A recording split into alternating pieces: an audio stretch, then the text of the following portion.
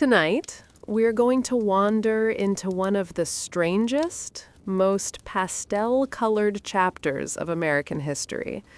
A chapter that looks cozy on the surface, and then absolutely is not. So take a breath, get comfortable, let the blankets feel a little heavier, and allow the world outside your room to fade for a while. Picture a street of identical 1950s houses lined up like polite little pastries. Everything is tidy, unnaturally quiet, trimmed, polished, and staged, as if a magazine photographer is perpetually lurking nearby. Inside one of those houses, a woman in perfectly curled hair is moving like she's in a commercial, cleaning, stirring, folding, smiling, and absolutely running on fumes. She's expected to glide through every hour with enthusiasm, charm, and freshly baked something cooling on a windowsill. But this story isn't really about her smile. It's about what was happening behind it. See, the mid-century ideal of domestic bliss came with a catch. Nobody could actually keep up with it. The perfect housewife wasn't a real person. She was a character invented by advertisers, reinforced by magazines, and quietly enforced by society. Yet millions of women were told, day after day, that this impossible standard was simply normal. So when exhaustion hit, and it always did, 1950s culture didn't tell women to rest. It told them to speed up. Enter the pills. Little pastel tablets with big promises. Pep pills, mood lifters, energy boosters. Perfectly legal, perfectly prescribed, and perfectly woven into daily routines. Doctors handed them out casually, pharmacies marketed them cheerfully, and women accepted them gratefully, because everyone believed this was just modern science helping modern life run smoothly. No scandal, no secrecy, just another tool in the immaculate kitchen drawer. Of course, the story is more complicated than that. Behind the carefully arranged living rooms and color-coordinated appliances was a culture sprinting to keep up with its own fantasy. And while these pills may have kept the household machine running, they also revealed something deeper: the crushing weight of expectations placed on women who weren't allowed to be tired, overwhelmed, or human. Tonight, we're going to walk through that world. Gently, slowly, tracing the pastel outlines of a society that wrapped stress in ribbon and called it happiness. We'll explore why these pills became so normal, so encouraged, and so quietly essential to maintaining an illusion. And as we drift through the story, it'll unfold in that soft, slow way that's easy to fall asleep to. After all, this is Boring Owl, where history is soothing, strange, and sometimes a little too real. So settle deeper into your pillow, let your breathing slow, and let's slip into the shimmering, fluorescent dream world of 1950s suburbia, where everything looked perfect, because it had to. The housewife dream that no one could actually live up to. The story of the 1950s American housewife always begins the same way, with a smile so polished it practically squeaks. A woman in a crisp apron, hair sculpted into curls that never misbehave, glides through a sunny kitchen while advertising jingles chirp in the background. On posters, in magazines, and on TV screens, she appears to enjoy every moment of her endless routine, as though she were born specifically to scrub countertops with cosmic enthusiasm. But what those glossy images don't show is the quiet throb of exhaustion beneath the surface, an exhaustion that spread through American suburbia like a secret fog. To understand why so many women ended up turning to pep pills, we have to step into that world, that carefully constructed dreamscape where everything was supposed to be perfect. The 1950s were obsessed with perfection. Not real perfection, the naturally messy kind, but a tidy, staged, color-coordinated version of it. Every home needed to gleam. Every meal needed to impress. Every child needed to behave. And every woman needed to do it all without a single crease in her smile. The decade slogan could have been, "Be flawless, also good luck." Of course, no one said the quiet part out loud, that the expectations were wildly unrealistic. Women weren't just homemakers, they were full-time cleaners, cooks, organizers, emotional support systems, social event coordinators, amateur psychologists, and, if that wasn't enough, they were also expected to look stunning while doing all of it. A housewife in sweatpants and messy hair? Unthinkable. A housewife who said she was tired? That sounded nearly scandalous. Instead, she was expected to glow with joy at the thrilling adventure of washing her 8th load of laundry that week. The harsh truth is that the 1950s suburban lifestyle was built on a contradiction.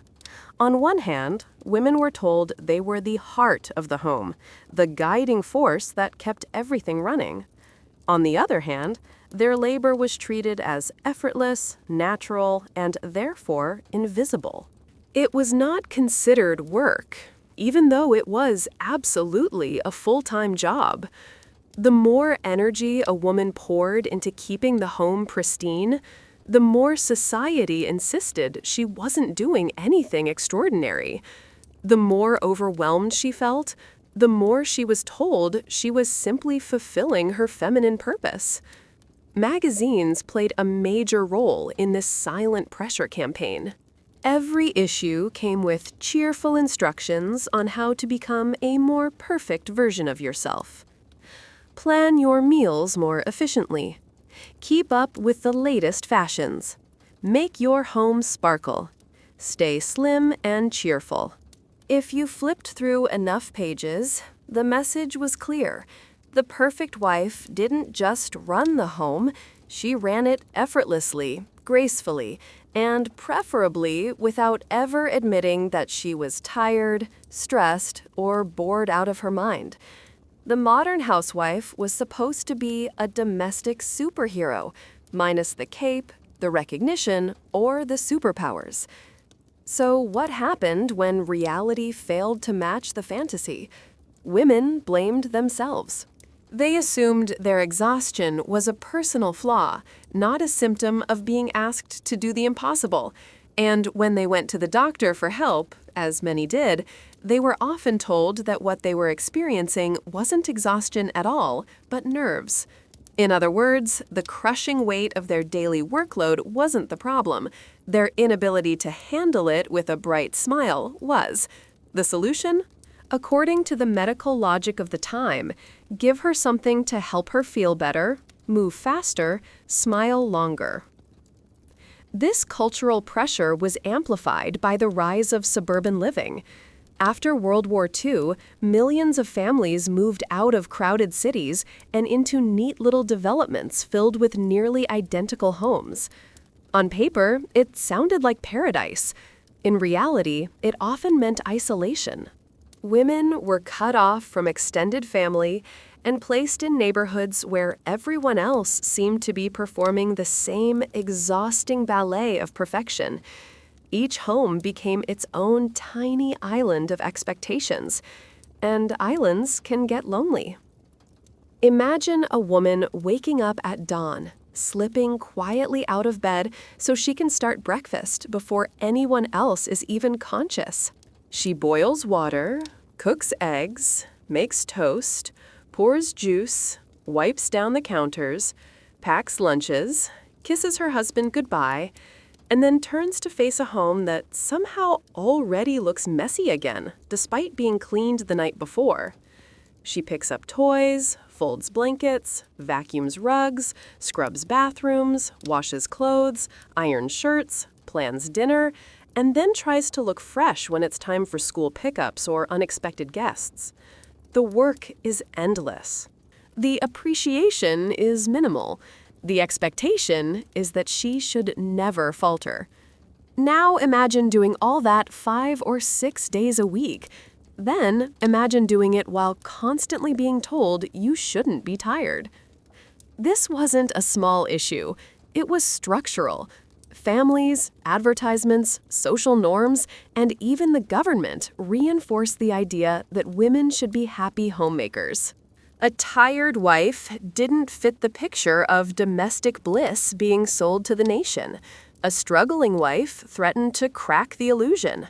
So instead, the story went, the home is perfect, the wife is perfect, the life is perfect. Any hint that this wasn't true needed to be fixed quickly, quietly, and with minimal fuss. It's in this context, this overwhelming, unspoken pressure, that amphetamines slipped into the picture. They didn't appear as something dramatic or dangerous. They appeared as something helpful, modern, and perfectly respectable. Doctors prescribed them not because they were trying to cause harm, but because they genuinely believed they were offering harmless support. Pills for low energy, pills for weight control, pills for nerves, pills for keeping up. They were convenient, they were popular, and they fit seamlessly into the 1950s fantasy of effortless living. But before those pills became commonplace, there had to be demand. And that demand didn't come from nowhere. It came from the quiet, constant pressure weighing on women who were trying to be everything at once: caretakers, homemakers, entertainers, and icons of perfection. It came from the cultural lie that a woman should be endlessly productive and emotionally serene. And it came from a society that believed exhaustion was a weakness instead of a natural response to being overworked.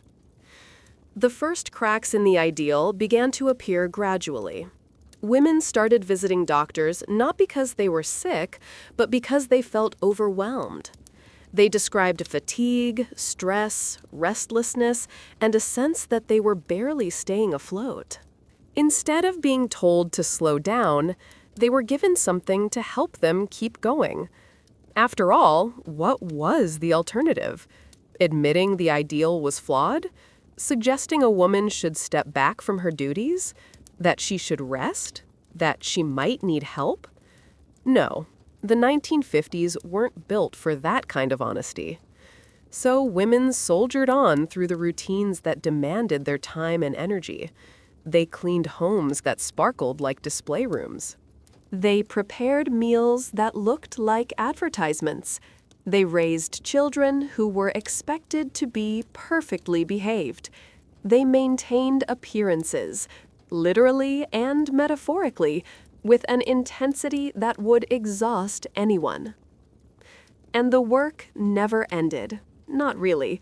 Even when the dishes were washed and the floors were polished and the beds were made, there was always something else waiting. Groceries to buy, buttons to sew, appointments to manage, social events to prepare for. A woman's work was never done. Not because the tasks themselves were endless, though they often were, but because the expectations were. This story isn't about pills, not yet. It's about the environment that made those pills seem like a lifeline.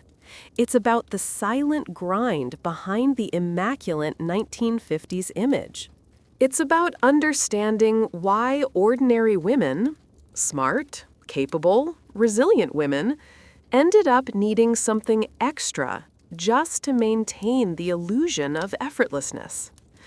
And as we move deeper into this world, we'll start to see how a culture obsessed with perfection left millions of women running on empty, searching for a way to keep up with a dream that was never meant to be real.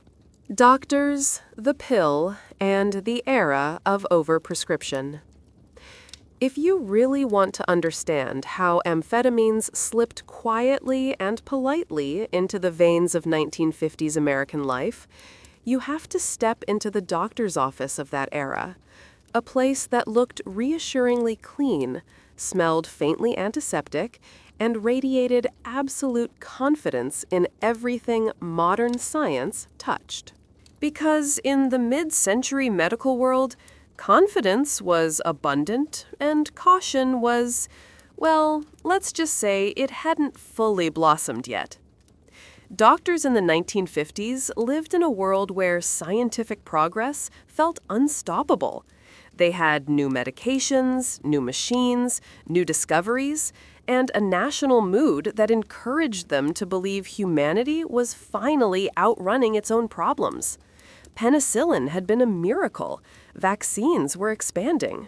Surgical techniques were getting sharper. Medical optimism wasn't just high, it was practically floating. And in the middle of this optimism sat amphetamines, shining like a tiny, cheerful promise in pill form. For doctors of that era, amphetamines weren't strange or suspicious. They were modern, efficient, useful. A new tool in their growing medical toolkit, a toolkit that sometimes had fewer safety labels than it should have, but was absolutely bursting with enthusiasm. In fact, many physicians saw these pills not as stimulants, but as little energy gifts from science itself, perfectly normal, perfectly respectable, perfectly appropriate for the woman who whispered, "Doctor, I'm just tired all the time." If a patient walked in complaining of fatigue, stress, low mood, or feeling carried away by nerves, that charming catch-all diagnosis used to cover everything from exhaustion to existential dread, doctors often reached for the prescription pad without hesitation. After all, what else were they supposed to do? Send her home with advice to rest? To take a day off? To lighten her workload? In the 1950s, those suggestions didn't even make the list of possibilities. Instead, the response was practical and brisk. Here, take these. They'll help. And in fairness, from a purely medical perspective, the pills did help.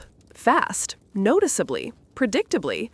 Compared to the slow and uncertain trajectory of talking about feelings, a stimulant seemed positively miraculous.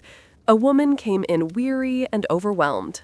She left feeling energized, optimistic, and more capable of handling the tidal wave of domestic labor waiting at home.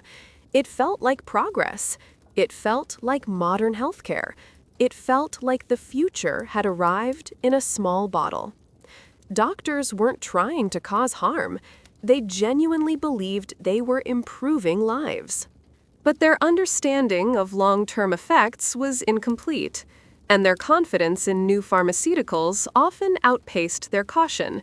In a world freshly obsessed with efficiency, energy, and productivity, amphetamines fit right in. To appreciate how casually, almost cheerfully, these pills were handed out, imagine a typical appointment. A woman enters the office, dressed neatly, because even going to the doctor required presentation. She sits down, describes feeling overwhelmed, worn out, and unable to keep up with everything expected of her. She's not crying, because crying would feel too dramatic. Instead, she uses careful language, like, "I've been a little low lately," or "I just can't seem to get through the day the way I used to." The doctor doesn't ask many questions about her workload, her isolation, or the emotional toll of maintaining a home that runs like a miniature corporation. He doesn't ask about burnout or loneliness or internal pressures shaped by 1,000 glossy advertisements. Instead, he interprets her distress through the medical lens of the time. Nerves, fatigue, low mood, all understood as physical imbalances rather than emotional burdens. And so, out comes the prescription pad. The doctor scribbles something reassuringly medical, tears off the slip, and hands it to her with a gentle smile that says, This will set you straight. The whole appointment takes maybe 10 minutes. She leaves the office feeling relieved, not because her problems are solved, but because she now has something to help her survive them. When she fills the prescription, the pharmacist hands her a bottle filled with small, colorful tablets that look about as threatening as candy. There's no stern warning label, no long list of side effects, no hushed tone implying caution. The pills are presented as helpful little companions in the marathon of daily life. And once she starts taking them, everything feels a little easier. The mornings feel less heavy. The chores feel more manageable.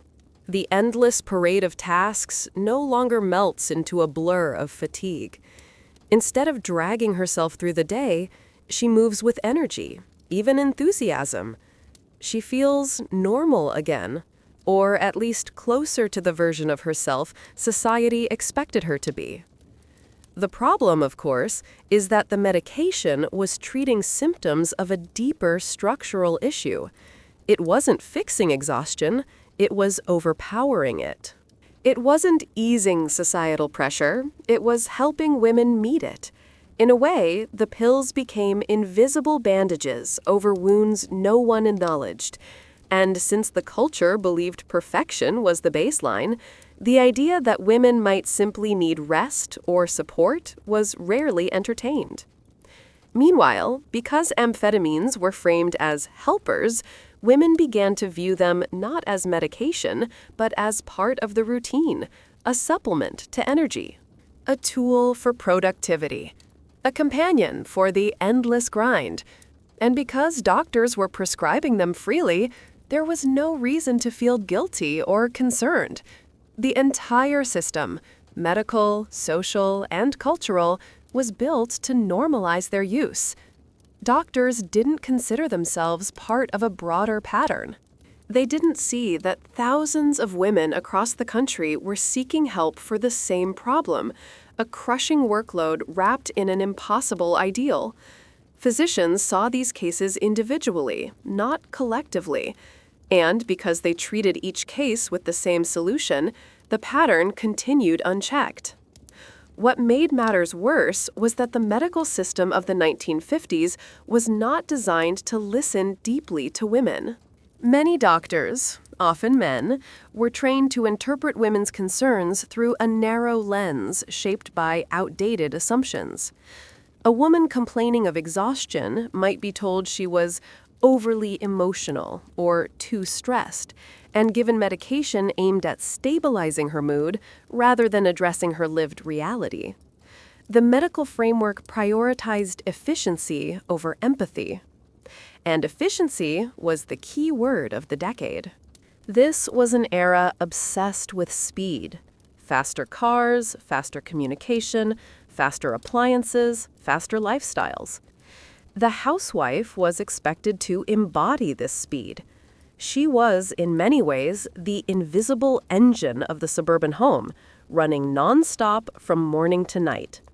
So it made a strange kind of sense, at least to the mindset of the era, that she too should be fueled like an engine. Doctors sometimes prescribed amphetamines for reasons that sound almost surreal today. Weight loss, for example, was considered a legitimate medical goal, and amphetamines were superb at suppressing appetite. For a housewife living in a culture that idolized slimness, a doctor-approved pill that made it easier to stay thin felt like an absolute win.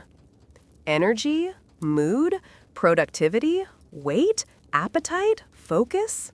In the eyes of 1950s doctors, amphetamines were the Swiss Army knife of modern medicine. They seemed to do everything. And if a woman mentioned even the slightest sense of overwhelm, the pills appeared to be the perfect fix. The convenience didn't end at the doctor's office. Pharmaceutical companies aggressively promoted these medications to physicians, presenting them as safe, effective, and essential to modern medical practice. Sales representatives arrived with brochures, sample bottles, charts, and smiling models who looked like they'd just stepped out of a magazine spread titled "Science Saves the Day," and doctors, busy and perhaps a bit flattered by the attention, trusted the glowing reports. The result was a perfect storm of cultural pressure, medical enthusiasm, and pharmaceutical marketing, each part reinforcing the other until the pills became as familiar in the household as baking soda or aspirin. And once they became common, their presence no longer felt medical. It felt normal. A woman's purse might hold her lipstick, a compact mirror, a handkerchief, and a small pill bottle. Not hidden, not secret. Simply there, between her keys and her grocery list. Neighbors might casually mention being on something the doctor gave me, without elaboration, because everyone understood what that meant. It was its own quiet language, a shared acknowledgement that being a housewife required energy beyond what a human being naturally possessed. The story of the 1950s doctor isn't one of malice or negligence. It's a story of a system shaped by cultural beliefs that were far larger than any individual. Doctors were responding to the demands of their patients and the expectations of their profession. But in doing so, they unintentionally became gatekeepers to a solution that created its own problems. Yet, at this point in our story, the problems weren't obvious. Not yet. For now, the pills seemed like an elegant solution to an overwhelming issue. They fit seamlessly into the image of the immaculate home and the tireless housewife, a modern miracle tucked into a tiny bottle. But miracles always have a cost. And as we move forward, we'll begin to see how this medical quick fix collided with a culture obsessed with productivity, creating a quiet storm behind every neatly pressed curtain in suburban America. A culture obsessed with productivity. If the 1950s had a single obsession, it wasn't the suburbs or the new appliances, or even the glossy image of the nuclear family. It was productivity. The entire decade seemed to be humming with the belief that more, faster, and better were not just goals, they were patriotic obligations. America had emerged from the war convinced that progress would fix everything, and progress, as everyone understood it, meant constant output. Homes had to run like factories, and bodies had to operate like well-oiled machines. And so, in this world that prized efficiency above all else, it's not surprising that people began treating themselves a bit like machinery, too. The idea of being busy had not yet become a brag, but it had already become an expectation. A housewife was supposed to be busy every hour of the day, but gracefully busy, pleasantly busy, attractively busy. She wasn't meant to be frazzled or rushed or visibly struggling. Instead, she was supposed to move through her tasks like the star of a commercial, gliding from chore to chore with a serene expression and cheerful demeanor. Productivity was not just a duty, it was part of her identity, and the smoother she made it look, the better she was considered at fulfilling her role. This was the culture that birthed the idea of the domestic engineer, a term that tried to elevate homemaking into a form of soft corporate management. A housewife was expected to schedule, plan, execute, maintain, organize, and optimize every corner of her home. The laundry schedule, the meal plan, the social calendar, the children's routines, the husband's preferences, the home's appearance, her own appearance. It was all supposed to run with the precision of a small business, except it wasn't recognized as a business, and she wasn't recognized as its exhausted CEO. Of course, the world outside the home only made this pressure stronger. The post-war economy was booming. Advertising companies were inventing new ways to sell everything under the sun. Factories were producing at full tilt, and the message saturating newspapers, magazines, and television broadcasts was that America was racing forward, winning the future through tireless productivity. Every citizen was expected to play their part. Men worked long hours. Children were molded into ideal students. And women? Well, women were told to run the domestic world with the same intensity as the industrial one. The housewife wasn't supposed to simply manage the home. She was supposed to improve it, constantly. Every month brought new expectations, new standards, new must-have items that claimed to make life easier, but often created more work to maintain. A new mixer, a new vacuum, a new cleaning product. Each invention promised to save time, but also raised the bar on how clean, organized, and flawless a home should be. If you had a modern vacuum, then your carpets should always be pristine. If you owned the newest oven, then your cooking should always be spectacular. Efficiency didn't reduce the pressure, it inflated it. Under this cultural spell, slowness became suspicious. Rest looked indulgent. And wanting a break sounded almost unpatriotic. These unspoken beliefs seeped into every corner of the decade, shaping the way doctors treated their patients and the way housewives judged themselves. If a woman couldn't keep up with her responsibilities, the problem wasn't the crushing expectations, it was her. She was supposed to be able to do it all, easily. And so, into this productivity-obsessed landscape, amphetamines blended almost too perfectly. They were marketed as tools for energy, focus, and stamina, the very qualities the culture demanded. They promised to keep women moving briskly through their routines, smiling through exhaustion, ticking through their endless lists of tasks without missing a beat. In a world that equated productivity with virtue, the pills felt like a shortcut to moral triumph.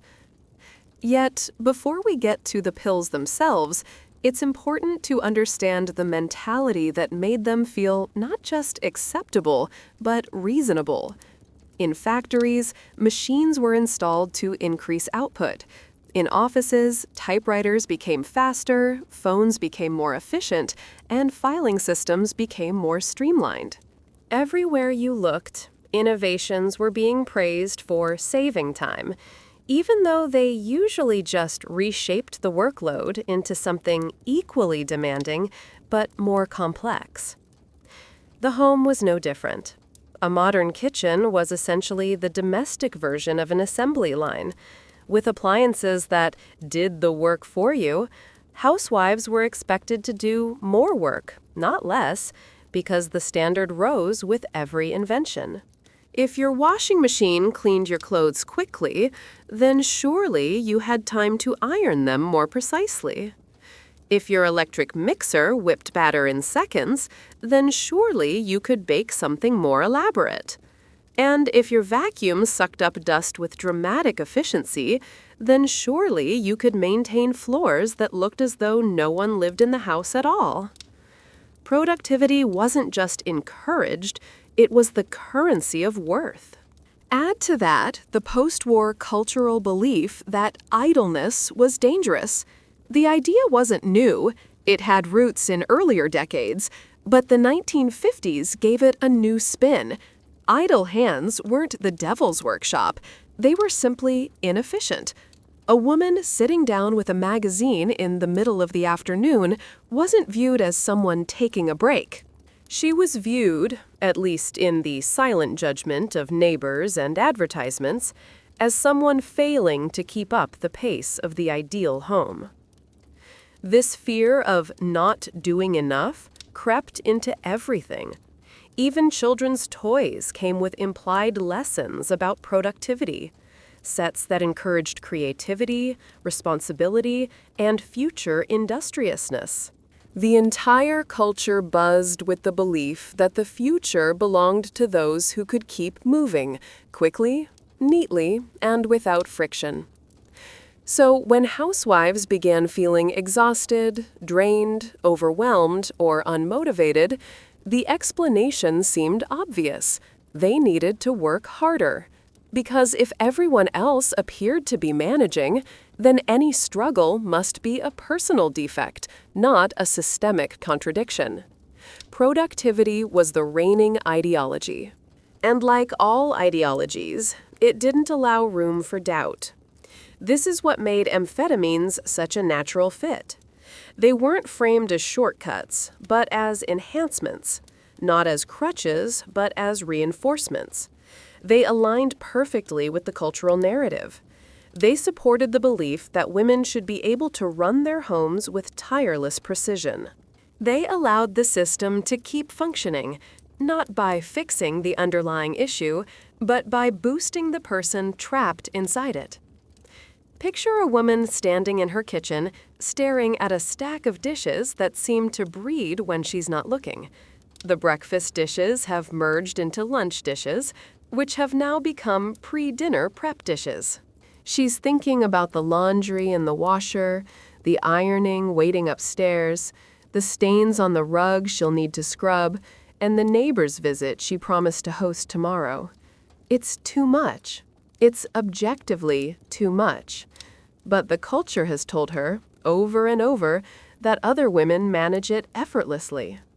She tells herself she just needs a little help, a little energy, a little spark.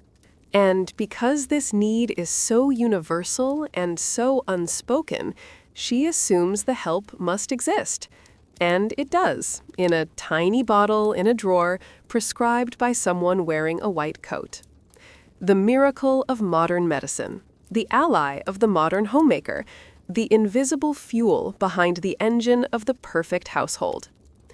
In this era, speed wasn't just functional, it was fashionable. Everything was about streamlining, optimizing, accelerating.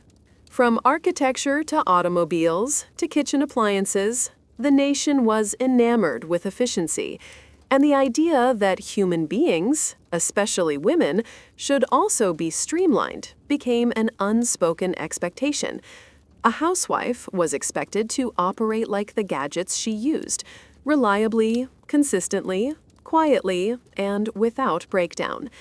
It's difficult to overstate how deeply the ideology of efficiency shaped the decade. Even leisure was supposed to be productive.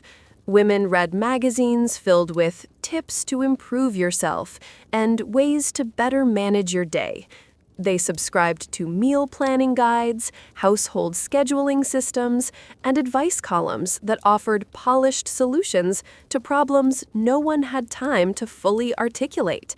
The culture taught women not to slow down, but to optimize their speed.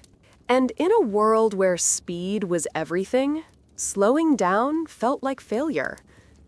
This mindset created a hunger, not just for rest, but for anything that could keep a woman moving at the required pace without letting fatigue interfere. It created a vulnerability, a desire for something to match the cultural expectation of constant productivity. Amphetamines stepped into that vulnerability as gracefully as any advertisement could hope. They were marketed as the perfect companion to the efficient home, the mental equivalent of a high-speed blender, something to keep the gears turning, the smile shining, and the rhythm steady. Doctors saw the exhaustion, pharmaceutical companies saw the opportunity, and housewives saw a solution that felt nearly magical, a pill that made everything easier, a pill that made the impossible routine feel manageable. A pill that helped them meet an expectation that had never been realistic in the first place. The tragedy, the quiet, aching thread running through this entire era, is that the need for such a pill was created by a culture that refused to acknowledge its own demands. The productivity obsession didn't care about the human cost. It didn't see the exhaustion. It didn't hear the quiet desperation. It only measured the shine of the kitchen floor. the neat fold of the laundry, the crisp set of the dinner table. And behind that shine, the pills were doing their work silently. In the next part of this story, the workload within the home begins to deepen, because productivity for its own sake always leads to one thing: more tasks, more expectations, more pressure. And women, already stretched thin, would soon find themselves caught in a routine that demanded even more of them, routines that the pills would help them endure, until enduring became the only thing they knew how to do. The hidden workload of a 1950s suburban household. To truly understand why 1950s housewives leaned on small bottles of pills, you have to step inside the home itself. Not the glossy magazine version with sunlight streaming through perfectly polished windows, but the lived-in, day-to-day reality behind the curtains. It was a place that demanded constant motion, relentless attention, and near superhuman organization. And yet, in the cultural narrative of the time, it was never work. It was simply what a woman did, naturally, gracefully, effortlessly. Morning started early, often before the sun had fully stretched across the sky. Breakfast had to be ready for the children, lunch prepared for later, the husband's coffee hot and exactly the right strength. Even if the night before had been a battle with the ironing board or the washing machine, the next day required her to rise and shine. There was no pause button, no moment to linger. Each task flowed into the next like clockwork. Breakfast dishes, laundry, sweeping, tidying, dusting, changing sheets, folding towels, checking the children's homework, and beginning the endless cycle again. Every detail mattered, and every detail was scrutinized, first by herself, then by the expectations of the community. The house itself was a constant competitor. Floors had to gleam, counters had to sparkle. Windows needed to catch light without revealing fingerprints. The laundry had to be spotless, perfectly folded, and arranged neatly by color and function. Children's toys were expected to vanish at the end of each day, magically returning to their exact place the next morning. If something looked out of order, it was a reflection not just of the house, but of the woman managing it. Chaos in the home was chaos in her soul. Or at least that was the lesson she absorbed from every magazine article, television commercial, and neighborly glance. Social obligations layered on top of this invisible workload. The PTA, church committees, bridge clubs, and neighborhood visits were not leisure activities, they were performances. Each event required planning, preparation, and execution. The cookies had to be baked perfectly, the table linens ironed, the hair and outfit impeccable. Hosting a simple luncheon could take hours of prep and meticulous attention to detail, all while maintaining a cheerful, composed demeanor. The pressure was unrelenting, and failing to meet it invited judgment, whether overt or quiet. Even the tasks that seemed minor carried weight. Folding a napkin the wrong way, leaving a stain in the wrong place, or forgetting to polish the silver could trigger guilt, anxiety, and self-recrimination. Every action was loaded with significance because it was measured against an invisible standard of perfection. The home became a stage, the housewife an actor, and the audience, her neighbors, friends, and society at large, never applauded for effort, only for flawless execution.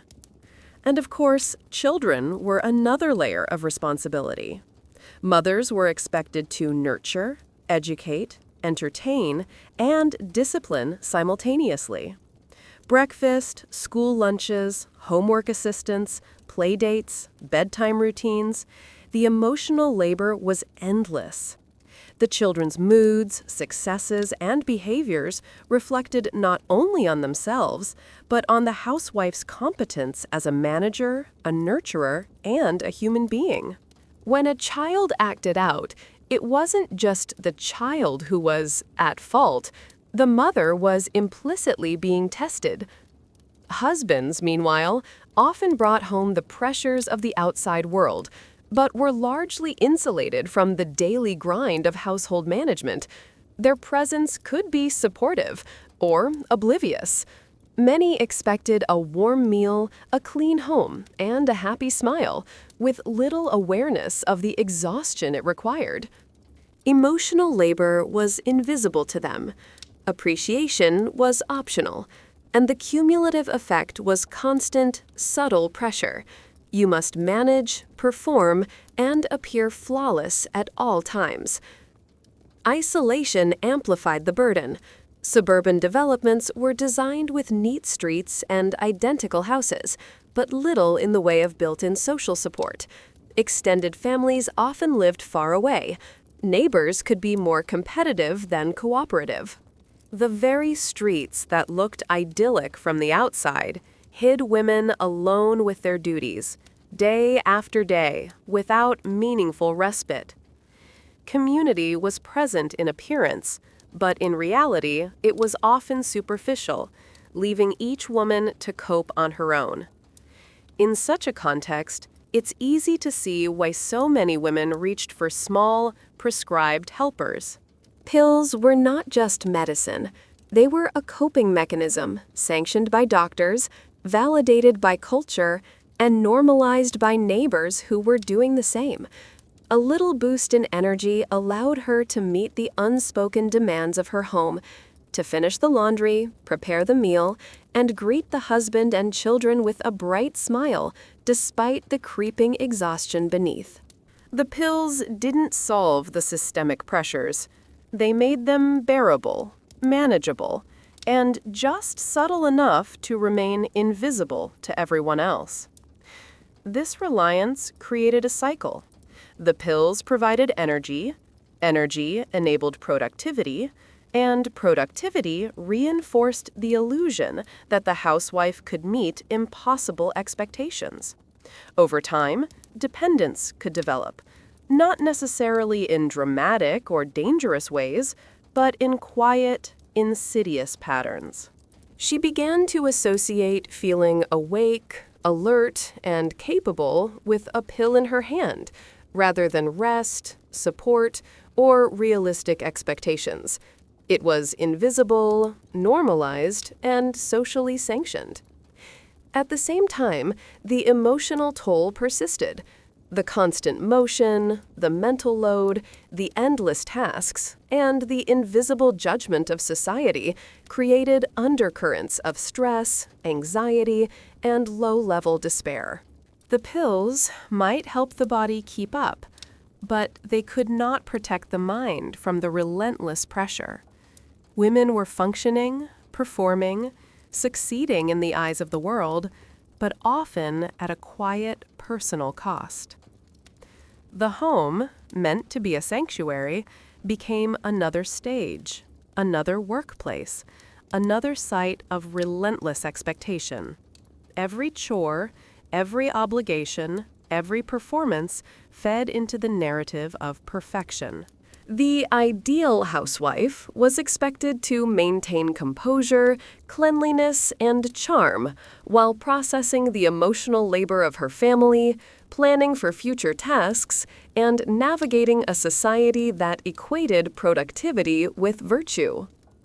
It's easy to see how exhaustion became normalized. When no one around you pauses, when no media outlet, doctor, or neighbor questions the pace, fatigue is treated as a character flaw rather than a natural human response. It's no wonder that pills became a solution. They were quietly embedded in a culture that demanded unbroken output, even from those most vulnerable to overwork. And so, the housewife's day continued.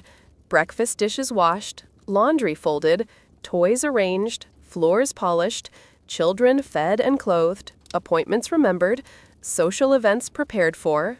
She moved through it all with the quiet discipline of someone aware that any pause was a personal failing. The pills were there, discreetly, tucked in drawers or purses, little allies in an environment designed to demand more than any one human could naturally provide. By the time evening arrived, she had completed a day's work that, by any standard, would be considered heroic. Yet to her, it was simply expected. The home sparkled. The children were tended, the husband's needs were met, and still, the quiet undercurrent of pressure continued. There was always more to do, another task, another expectation, another performance waiting to be fulfilled tomorrow. In the 1950s, domestic labor was invisible, unending, and impossible to measure. It was normalized to the point that exhaustion was an assumed personal failing. And in this reality, amphetamines became not a scandal, not a secret vice, but a practical, socially approved mechanism to survive. They were tools of endurance in a culture that refused to acknowledge the human limits of the women sustaining it. This is the world we now enter fully, a home as an engine, a woman as its operator, and pills as the invisible lubricant allowing the machinery to function. The domestic workload was immense, emotional strain unavoidable, and social expectation merciless. In such a world, the story of amphetamine use isn't one of indulgence, it's one of survival, adaptation, and quiet desperation hidden behind polished countertops and pastel walls. Mother's Little Helper: Marketing and Messaging. By the time a housewife opened the tiny bottle of pills tucked discreetly in her drawer, the cultural stage was already set. She didn't reach for these little tablets in a vacuum. They were supported by every facet of 1950 society: magazines, television, doctors' offices, and even casual conversation among neighbors. Pills were marketed not as medicine, but as lifestyle enhancements, companions in the relentless march toward domestic perfection. It was a strange, subtle genius of the era. Normalize something extraordinary by embedding it in ordinary routines, and suddenly what once seemed exceptional becomes invisible. The marketing itself was clever in its simplicity. Advertising for amphetamines often portrayed women as bright-eyed, efficient, and effortlessly cheerful. One could almost imagine the magazine spread: a housewife in a crisp apron, polishing the silver with a radiant smile, while her children played obediently in the background. The headline promised renewed energy, brighter moods, or weight loss, but the subtext was clear. This pill made the impossible attainable. It made the overwhelming manageable. It transformed exhaustion into charm. It was the quiet endorsement of a society that expected women to perform miracles daily, without pause, and now offered the promise of a magical little aid. Television, still a relatively new phenomenon, amplified this message. Commercials and programs subtly reinforced the idea that women could and should maintain the perfect home while remaining perky, sociable, and always attractive. Even if the product being advertised wasn't a pill, the underlying narrative was consistent. The ideal woman is energetic, capable, and perpetually smiling. Amphetamines fit seamlessly into that cultural script. They didn't feel illicit or rebellious, they felt like common sense. They were part of the invisible toolkit for achieving domestic excellence. The phrasing itself was persuasive. Terms like pep pills, energy boosters, or mood enhancers minimized the perception of risk. Words like medical and doctor-approved suggested legitimacy. Small, pastel-colored tablets looked innocuous, friendly, even playful. There was no need for shame or secrecy. Taking a pill wasn't rebellion, it was diligence. In fact, in many ways, not taking one could feel like neglecting responsibility. Why struggle to keep up when modern science offered a perfectly acceptable solution? Pharmacies participated in this quiet cultural reinforcement. Pills were displayed alongside other household necessities, tucked neatly behind the counter, handed over with the same calm professionalism as cough syrup or aspirin. No whispers, no judgment, just an implicit understanding that the woman buying them was doing what she needed to do.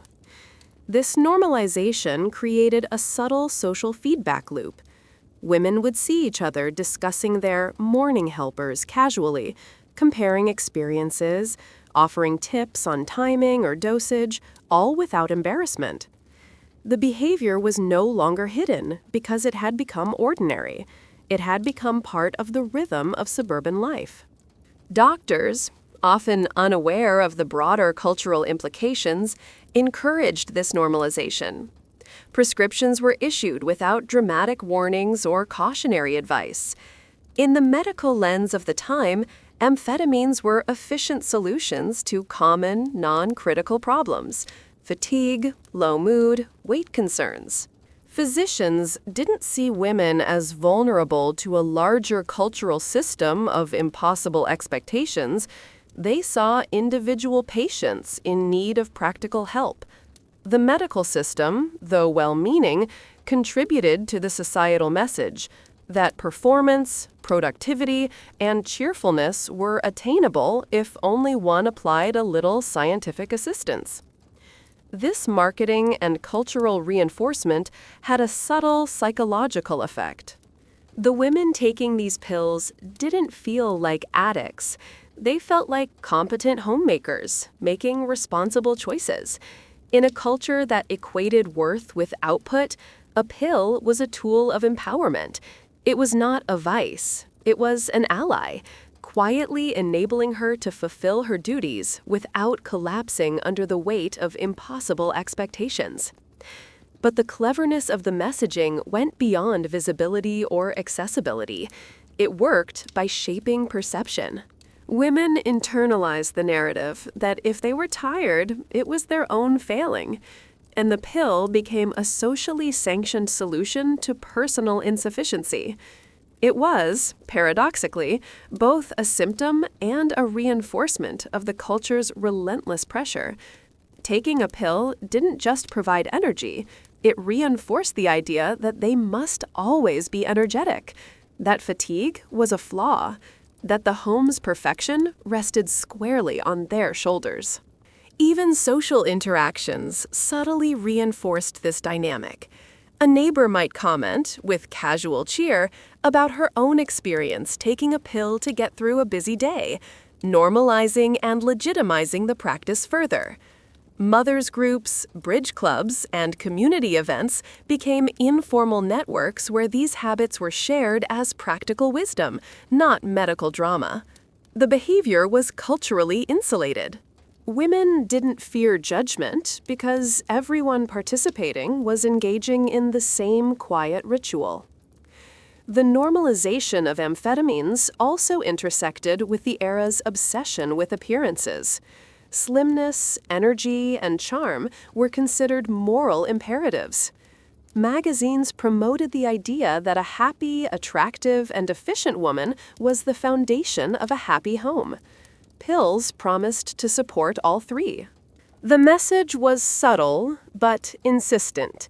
Taking these aids was an extension of proper citizenship, of domestic duty, of feminine virtue. At the same time, this marketing rarely acknowledged consequences. Side effects, long-term dependence, and emotional strain were almost invisible in the messaging. There were no dramatic warnings, because the underlying narrative assumed that women could and should keep going. Any disruption of this rhythm was a failure of personal management rather than a systemic concern. In this way, the commercial and cultural messaging worked hand in hand with medical practice to sustain a quiet cycle of dependence. Pills became woven into daily routines: morning coffee, breakfast, and a dose of energy; folding laundry, vacuuming, cooking, and a little more energy; social visits, evening chores, and yet another little push to keep everything moving smoothly. It was a rhythm that felt natural, almost inevitable, because it was never questioned.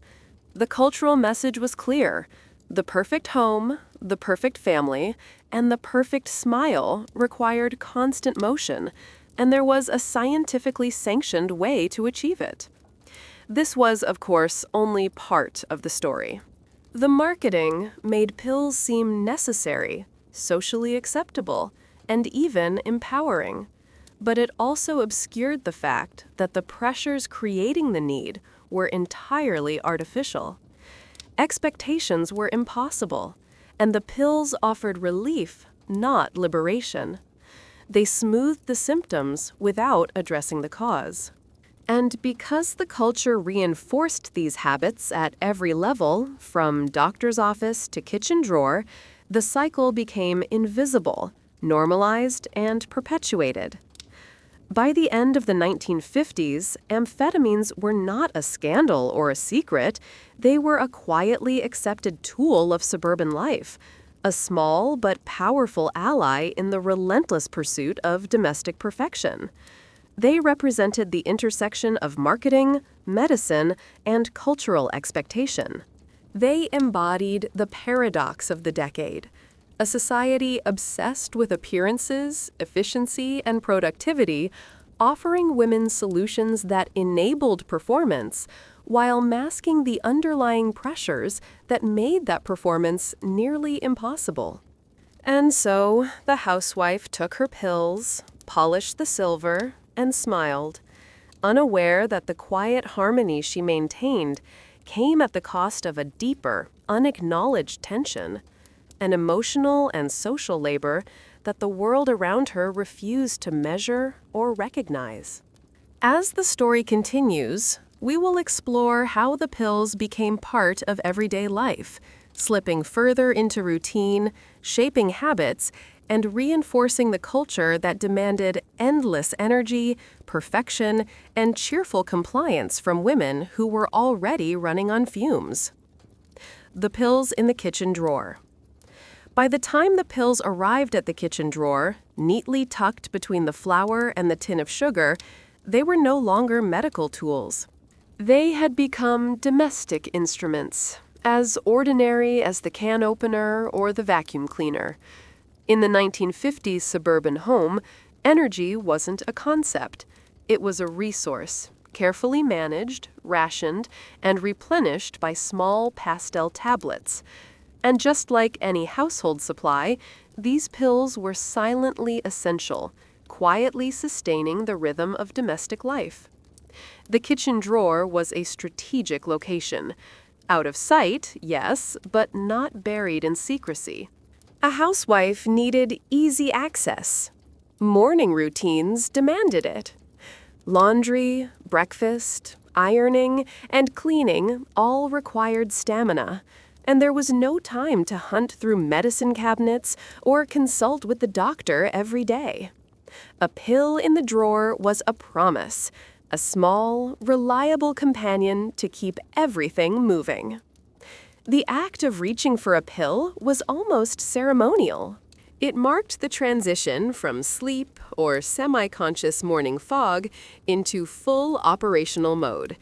With one small gesture, the housewife could summon energy, alertness, and clarity. The tablets became tools of performance, helping her glide through the domestic ballet that society expected. And while it wasn't recognized as such, this ritual offered a psychological reassurance as much as a physiological boost. She was ready. She could do the work. She could maintain appearances. She could continue, because this small bottle promised she wouldn't falter. The normalization of amphetamines in the kitchen extended beyond function. It was cultural, psychological, and deeply social. Women didn't view their pills as illicit or addictive. They were practical, rational, and morally unobjectionable. Just as she would reach for a can of coffee to keep her going, or a kitchen timer to manage the baking, the pill was simply another domestic instrument, quietly aiding in the fulfillment of her endless tasks. It was invisible labor in pill form. And it was everywhere. Neighbors, friends, and acquaintances shared experiences casually, as if discussing a new recipe or a helpful cleaning tip. I find a little helps me through the afternoon, one might say. It keeps me cheerful for the children, another might comment. These shared norms created an invisible network of validation. Using pills wasn't rebellion, shame, or secrecy, it was practical conformity. Everyone else did it, everyone else approved, and it felt natural to participate. Even the language surrounding the pills reinforced this perception. Terms like pep, morning pick-me-up, or energy helper minimized the chemical reality. The word suggested utility, productivity, and efficiency, not dependence or risk. And in an era that prized performance above introspection, the framing was genius. The pill became synonymous with competence. A woman who could rise, clean, cook, entertain, and smile was, by definition, a competent woman. And if the pill helped, it was simply another tool in her toolkit. The ritual of pill-taking dovetailed with the structure of domestic life. Breakfast was prepared, coffee poured, children dressed, laundry started, floors swept. Between tasks, a pill might be taken to sustain momentum. In the late afternoon, when the house still demanded attention and the family returned from work and school, another dose might smooth the fatigue that was beginning to creep in. By evening, when dinner plates were cleared and homework completed, the woman might feel the quiet buzz of the day's final push, propelled by a systematized pattern of chemical reinforcement. What's striking about this practice is its invisibility. Unlike today, when the word drug carries alarm or moral weight, amphetamines in the 1950s were nearly invisible in terms of judgment. The public perception was that these pills were harmless, doctor-approved, and socially sanctioned. And because of this, women rarely questioned their own usage. They were performing a cultural duty, maintaining their homes, managing their families, sustaining their own composure. The pills were simply part of the expected rhythm. Yet, beneath the surface, dependence was quietly forming. The pills didn't just help with energy, they also created a baseline. Women became accustomed to functioning with chemical assistance, and the absence of that support could feel like failure. If one skipped a dose, the fatigue returned with heightened intensity. Tasks felt heavier, moods became fragile. The rhythm of domestic life, already demanding, became more noticeable, more relentless. And yet the solution seemed simple. Reach for the next pill in the drawer, and the cycle continued. It's important to understand the context. There were no support networks in place for housewives to voice exhaustion, stress, or dissatisfaction. Marriage counseling was nascent, mental health support for women was minimal, and the very concept of burnout was not widely recognized. If a woman faltered, it was her responsibility to compensate silently.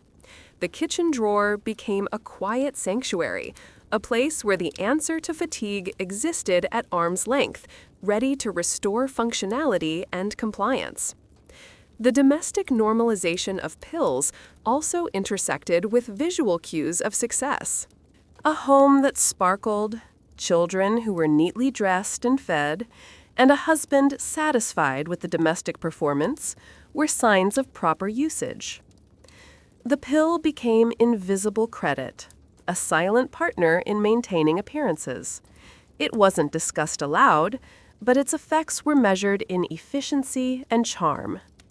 The housewife's skill was validated, her labor reinforced, and her fatigue masked by a society that preferred polish over honesty. This quiet ritual reinforced more than productivity. It reinforced identity. The woman taking the pill wasn't weak or lazy. She was resourceful, responsible, and modern. She was doing what needed to be done. And in a society that equated moral worth with execution, the pill became a symbol of competence. Its presence in the drawer normalized the idea that high energy was achievable, desirable, and essential. It was no longer an outlier. It was part of the everyday choreography of suburban life. The pills also offered psychological reassurance.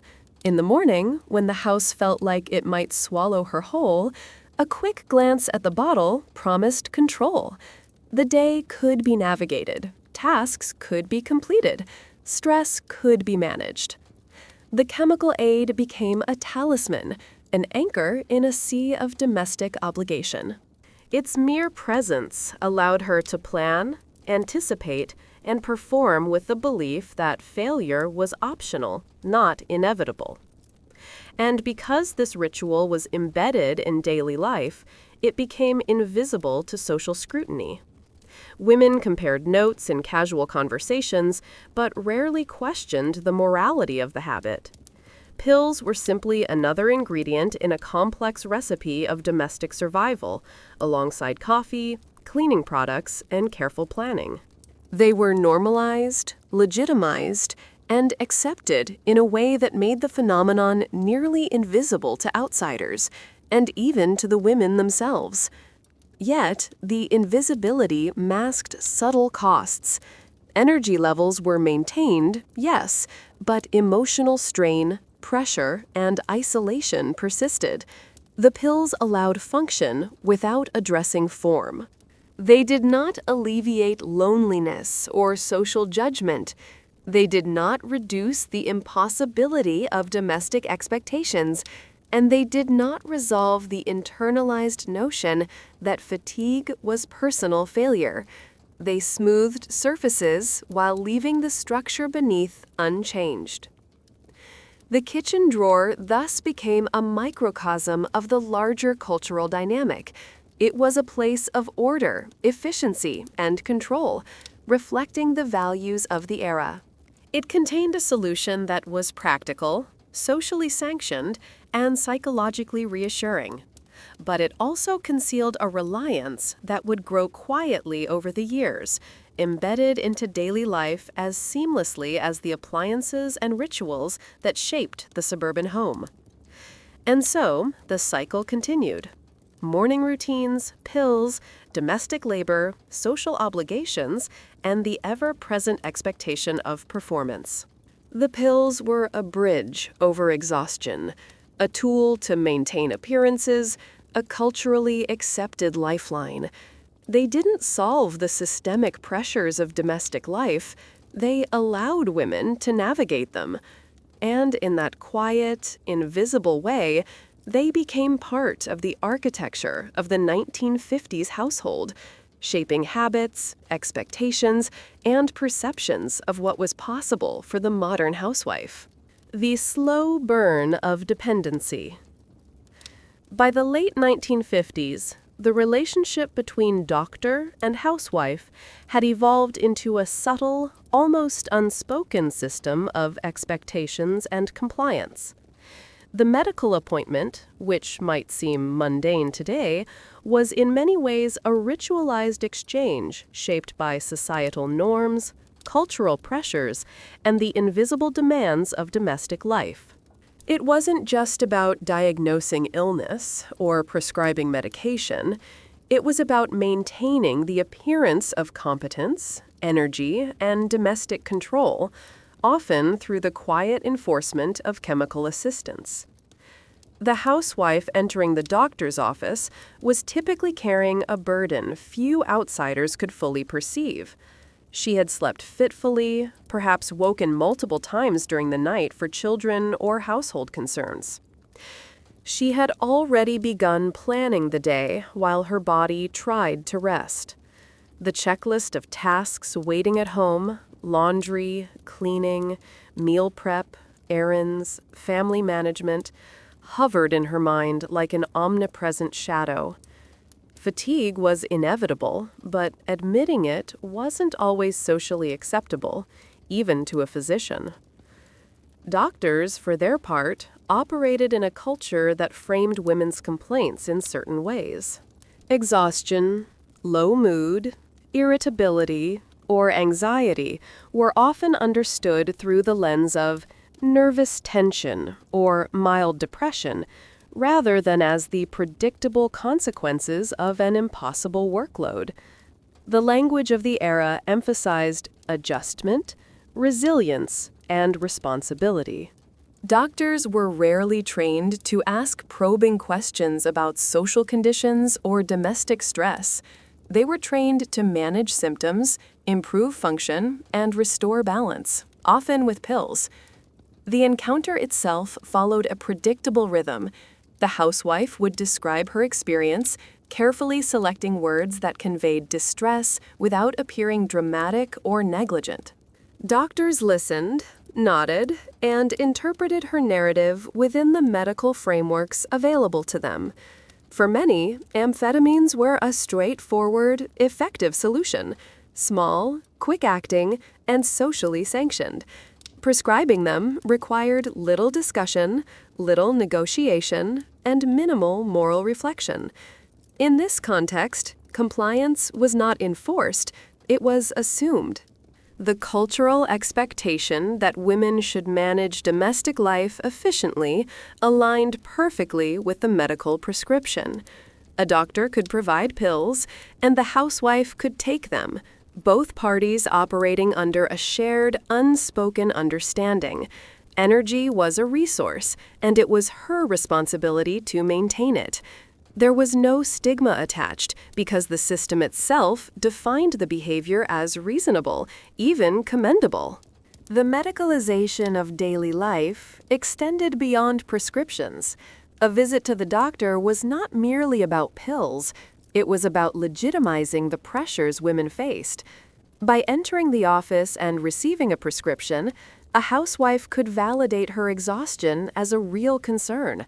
She could frame her fatigue as something manageable within the norms of contemporary medicine, rather than as personal weakness. The doctor's endorsement created social and psychological legitimacy for behaviors that otherwise might have been internally questioned. Pharmaceutical marketing reinforced this dynamic.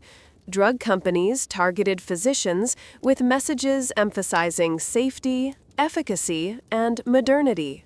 Amphetamines were portrayed as versatile aids, useful for energy, mood regulation, and weight management, while minimizing discussions of dependency or long-term effects. Physicians, often overwhelmed by the demands of their practice and buoyed by professional authority, trusted these assurances. The result was a seamless, nearly invisible pipeline. The housewife's fatigue was treated quickly, socially sanctioned, and quietly normalized through prescription. The psychological impact of this cycle was profound. Housewife and physician engaged in a collaborative performance. The woman presented her fatigue, the doctor interpreted and addressed it, and the pill served as the tangible acknowledgement of both parties' understanding. It was a socially and medically sanctioned transaction that allowed the housewife to continue her work uninterrupted. At the same time, it subtly reinforced the idea that exhaustion was a manageable, individual problem rather than a symptom of systemic pressures. Doctors often underestimated the cultural forces shaping these women's lives. They rarely accounted for the relentless social expectations, the invisible labor, and the emotional strain inherent in domestic life. Their focus on symptom management created a feedback loop. Women were treated for fatigue with chemical assistance, enabling continued performance, which in turn reinforced cultural norms demanding tireless domestic efficiency. Pills became both a tool and a validation, a quiet instrument that allowed society to maintain its expectations without questioning their fairness or sustainability. Social rituals also played a role. Friends, neighbors, and family members often shared stories of medical advice or helpful boosters in casual conversation. In bridge clubs, kitchen conversations, and social visits, the practice of taking pills was discussed as matter-of-factly as tips for recipes or cleaning techniques. Women reassured each other that using medical aids was sensible, practical, and even necessary to maintain standards. The dialogue normalized the behavior and concealed potential risks. The doctor's office became a nexus of cultural reinforcement. It was a place where medical authority intersected with social pressure and personal ambition. Prescriptions were not just medications, they were symbols of compliance, performance, and adaptation. The act of filling a prescription was a performance of modernity, responsibility, and self-care, albeit within a narrowly defined framework that prioritized domestic output over emotional or psychological well-being. Over time, subtle patterns emerged. Women learned to anticipate visits, to describe symptoms in ways likely to produce a prescription, and to integrate pills into their routines.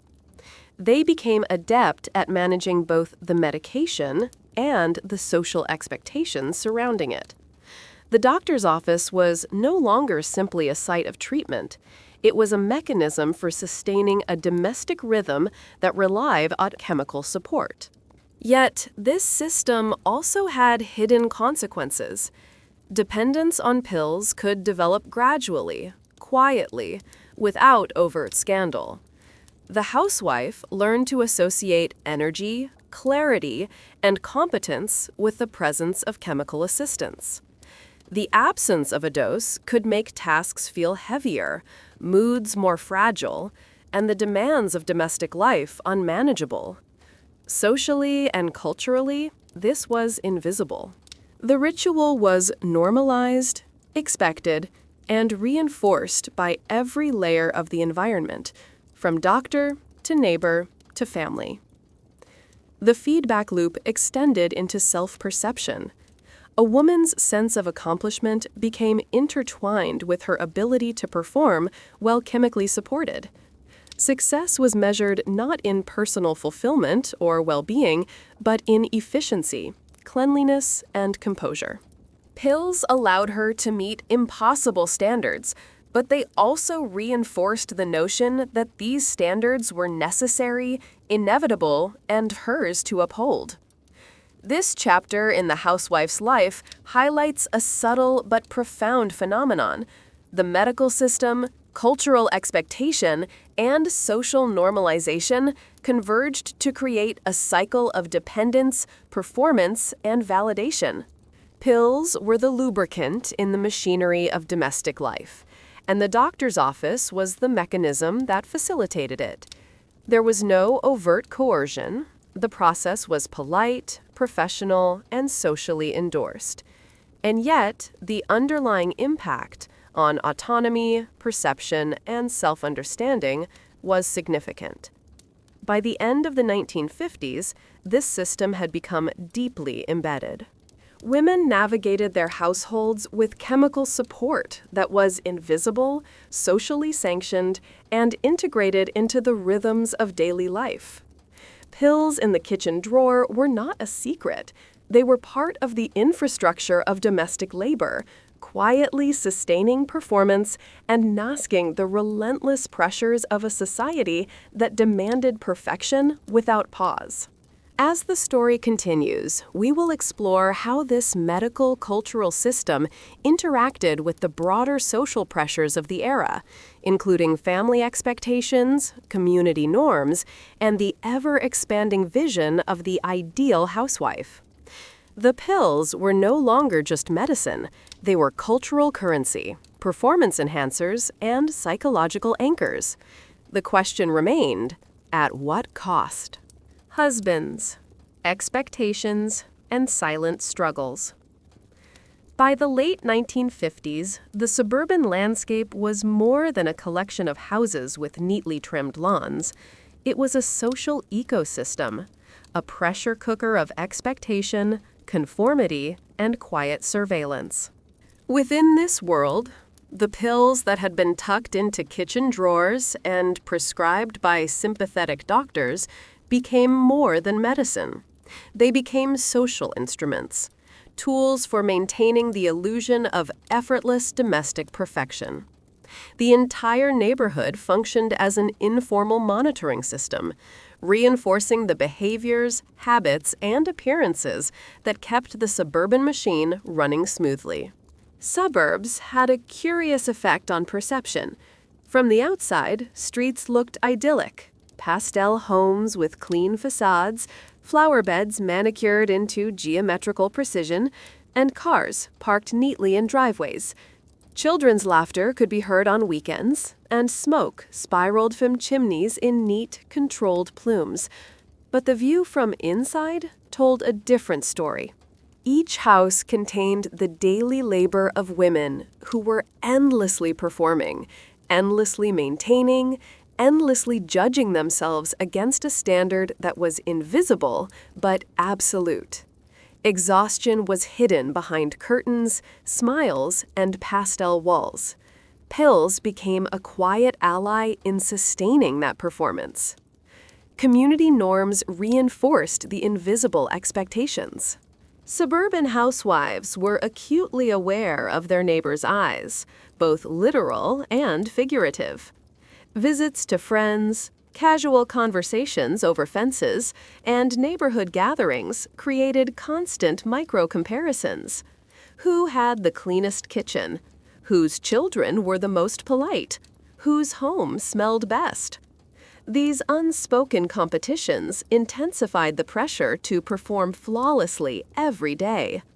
Energy, charm, and composure were more than personal traits. They were social currency. Pills allowed women to maintain this currency without faltering, and in doing so, they participated in a subtle, collective reinforcement of the culture. Even casual social rituals served to normalize chemical assistance. Bridge clubs, garden parties, church groups, and PTA meetings became venues for quiet acknowledgement.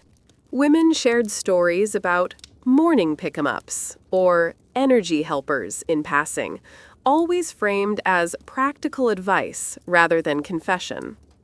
Pills were discussed as tools of efficiency, comparable to a vacuum or a timer, just another method of meeting the unspoken social contract of domestic life. In this way, the behavior became collective, and individual choice merged with communal expectation. The neighborhood, in other words, functioned like a soft peer pressure system, not through overt admonition, but through subtle observation and comparison. If one woman visibly struggled to maintain her household, she risked judgment, however mild, and might feel compelled to seek chemical assistance to keep up. Conversely, if a woman was energetic, cheerful, and organized, her behavior silently set the standard for others. The cycle of normalization was both top-down, through cultural messaging, and lateral, through social reinforcement. Pills fit seamlessly into this system, enabling compliance and sustaining appearances. Suburban social life also blurred the lines between private struggle and public performance. Events such as bake sales, children's birthday parties, or casual luncheons required planning, preparation, and flawless execution. These occasions were both labor-intensive and socially scrutinized.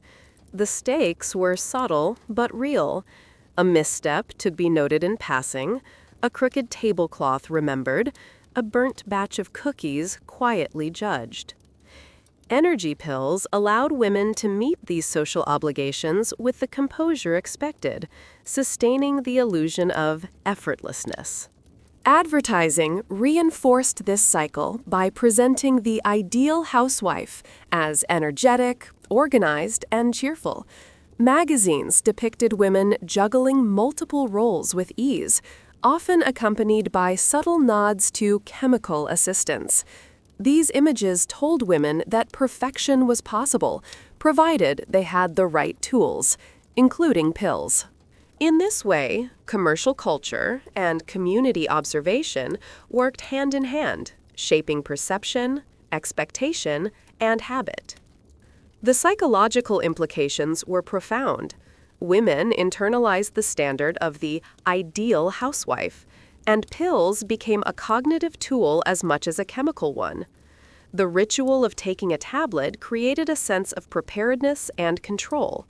It reassured her that she could navigate the endless obligations of domestic life. Without it, fatigue and anxiety felt more acute, and the invisible social judgment of neighbors loomed larger. The pill became a psychological anchor, enabling her to meet the invisible bar set by her community. This normalization also created subtle hierarchies within the neighborhood. Women who maintained energy, charm, and household order were admired, emulated, or envied. Those who struggled or who resisted chemical support could feel isolated or inadequate. Pills were therefore not just aids, they were instruments of conformity, smoothing out the differences that could otherwise reveal the immense pressure of domestic life. The chemical assistance became part of the social fabric, woven invisibly into daily routines and neighborhood dynamics. The pattern extended to multi-generational interactions. Mothers taught daughters, older sisters advised younger, and advice passed down often included subtle endorsements of chemical support. Pills were quietly incorporated into the education of domestic competence, framed as a practical and acceptable way to maintain energy, balance household duties, and fulfill social obligations. In this way, the behavior was perpetuated across generations, rarely questioned, and often celebrated as pragmatism rather than dependence. At the same time, isolation played a crucial role in sustaining the cycle. Despite the appearance of community, suburban life could be lonely, especially for women bound to domestic labor all day. Emotional and social support was uneven, often limited to casual interactions that reinforced expectations rather than alleviating stress. The pill became a private solution, a way to navigate both the demands of the household and the social pressures of the neighborhood. Its invisibility allowed the rhythm of daily life to continue uninterrupted. The normalization of amphetamines also dovetailed with broader cultural pressures. Weight management, appearance, and personal presentation were seen as moral imperatives, part of the housewife's responsibility to her family and community.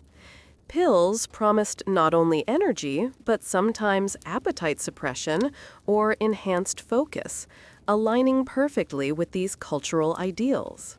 A woman could meet expectations in multiple domains simultaneously, maintaining composure, charm, and efficiency, while the neighborhood quietly acknowledged her competence through observation and subtle admiration.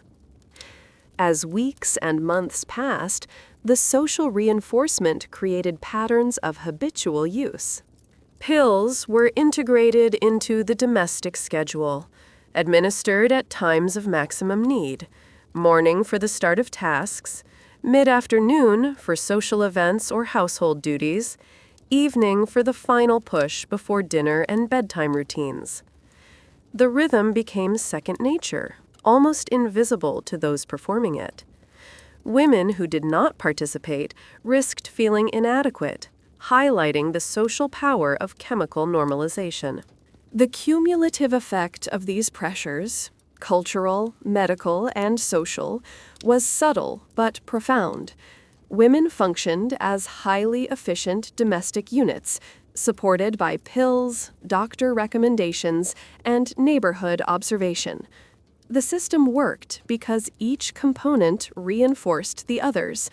The pills helped maintain the performance, the doctor validated the use, the community reinforced the expectation, and the media celebrated the results. Together, they created a closed-loop environment in which chemical support became both practical and normative. Yet, beneath this carefully maintained system, consequences were quietly emerging. Emotional strain, dependency, and anxiety persisted despite outward appearances. The pills enabled performance, but did not alleviate the invisible labor, relentless expectations, or the internalized belief that fatigue was a personal failing. The neighborhood watched, the magazines applauded, and the doctor prescribed, but none addressed the structural pressures driving the behavior. In effect, the pills smoothed surfaces without addressing the deeper stresses of suburban domestic life. By the end of the decade, the pattern was entrenched. Amphetamines had moved from medical novelty to social necessity, embedded in routines, validated by professionals, and normalized by communities. The pills were not a scandal or secret. They were part of the social machinery, quietly enabling housewives to meet impossible standards, maintain appearances, and navigate the relentless rhythm of suburban expectation. As the story continues, we will examine how these pressures, combined with medical and social normalization, created a quiet cycle of reliance, habit, and identity. Pills were not just chemical aids. They were instruments shaping perception, performance, and self-understanding, all within the invisible but persistent web of suburban life. The pharmaceutical boom and big business. By now, the pills had moved beyond being mere instruments of energy. They had become intertwined with identity, perception, and emotion. The housewife who relied on chemical assistance was performing on multiple stages simultaneously: the domestic stage of her home, the social stage of her neighborhood, and the internal, psychological stage of her own self-assessment.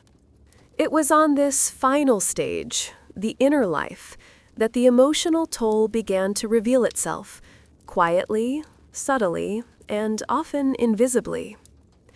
The day began much as it always had, with rituals honed over years. Pills taken, coffee poured, laundry started, breakfast prepared, floors swept, children dressed and fed. The rhythm was familiar, efficient, almost mechanical. But beneath this polished surface, emotions churned. Fatigue, anxiety, guilt, and a pervasive sense of inadequacy lurked beneath the smile, hidden from the neighbors and often from the women themselves. The pills had smoothed the physical demands, but emotional strain was not so easily erased. Isolation intensified the impact. Suburban life, with its neatly trimmed lawns and identical facades, often hid loneliness in plain sight. Women were surrounded by families, yet the emotional labor of domestic life, the constant vigilance, attention, and care, was largely invisible and unacknowledged. When a housewife felt exhaustion, disappointment, or frustration, there was rarely an outlet for expression. Pills allowed her to keep going, but they did not provide relief from emotional burden. The emotional toll manifested in subtle ways. Irritability, anxiety, and emotional volatility were common companions. A forgotten chore, a child's tantrum, or a minor household mishap could trigger a disproportionately intense response. The woman, aware of her dependence on pills to maintain energy and composure, often felt shame or self-recrimination for these lapses. The very tool meant to sustain her performance also highlighted the fragility of that performance, creating a quiet feedback loop of stress and reliance. This quiet desperation was compounded by cultural messaging. Media representations of the ideal housewife reinforced the notion that energy, charm, and efficiency were not just desirable, but morally essential. The woman's worth was measured in her ability to perform flawlessly, to maintain appearances, and to uphold social standards. Pills enabled her to meet these expectations, yet the expectations themselves remained unyielding.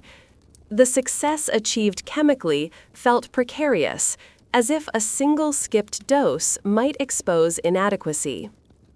Emotional labor extended far beyond household tasks. The management of relationships, husband, children, neighbors, required constant vigilance.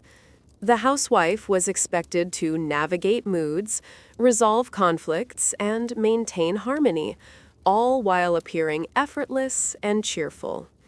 Pills could prop up physical energy, but they did not mitigate the constant negotiation of emotional landscapes.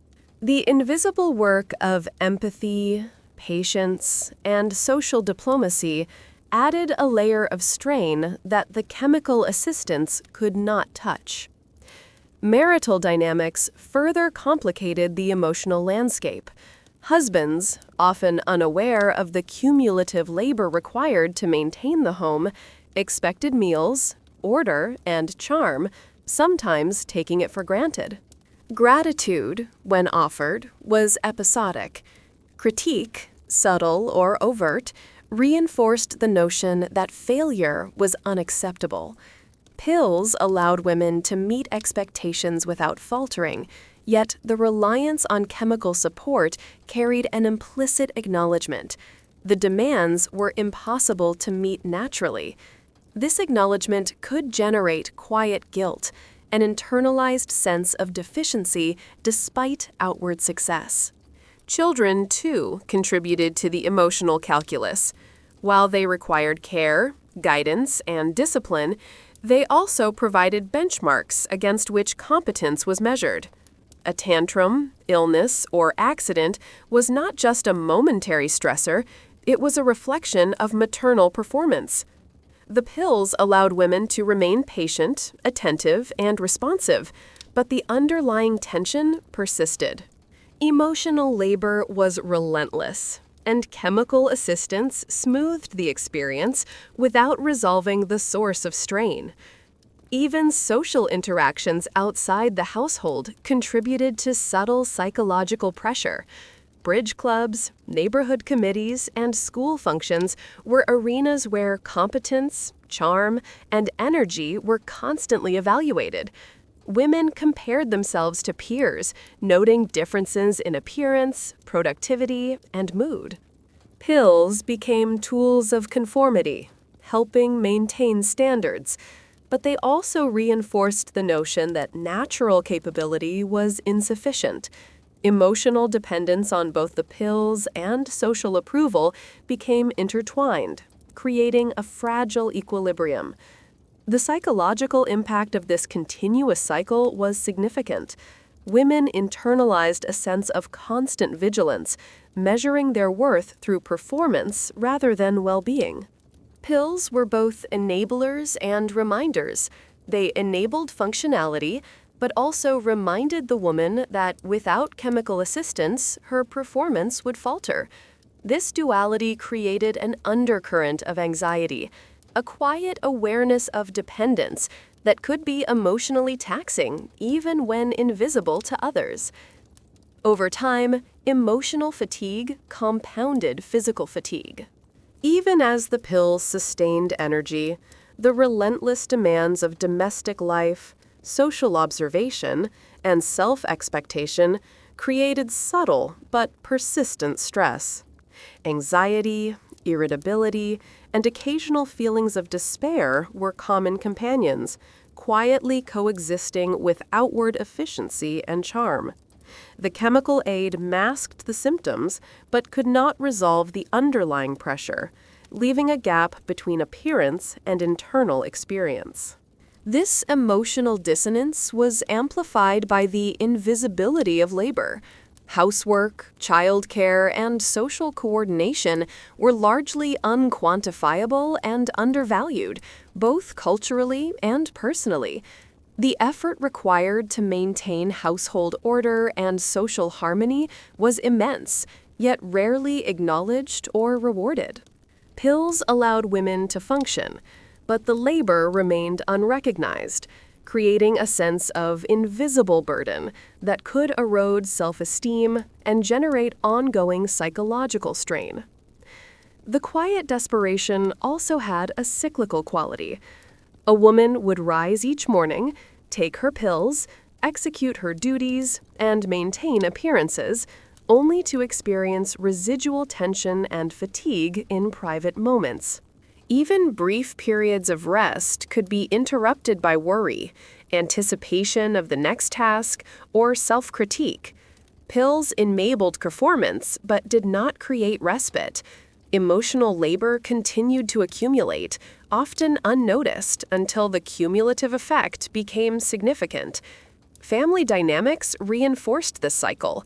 The housewife's success, facilitated by pills, was often measured in the happiness, health, and satisfaction of her family.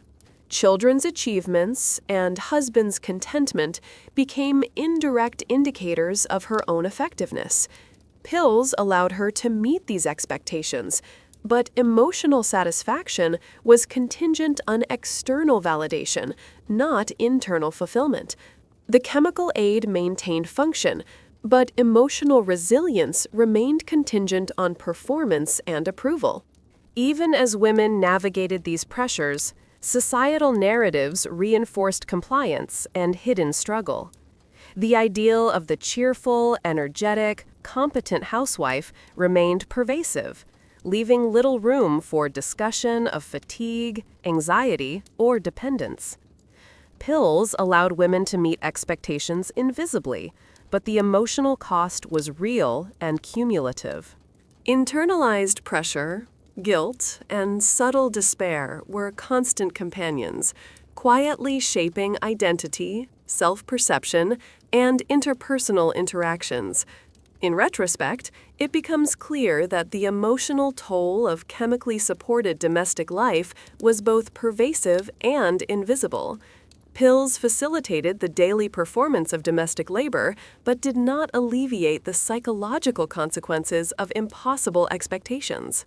Women were caught in a cycle of outward efficiency, social validation, and internal strain, navigating a delicate balance that demanded constant vigilance, chemical assistance, and emotional labor.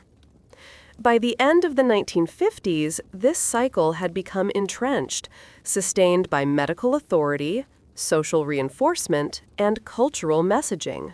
Pills were no longer optional.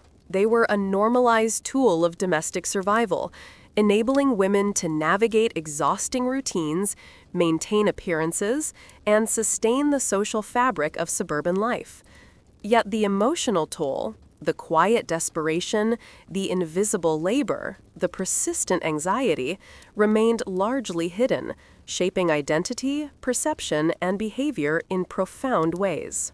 As we continue, the next chapter will explore the long-term consequences, dependency, identity, and social perception, examining how this system of chemical support shaped women's lives, relationships, and self-understanding well beyond the daily routine. Hollywood, magazines, and public perception. By the early 1960s, the landscape of suburban domesticity had begun to shift, though only subtly. Pills that once seemed like optional tools for energy and composure were now woven deeply into the fabric of household management, habit, and identity. The routines of the 1950s, morning doses, mid-afternoon pick-me-ups, evening boosters, had created patterns that were difficult to disentangle.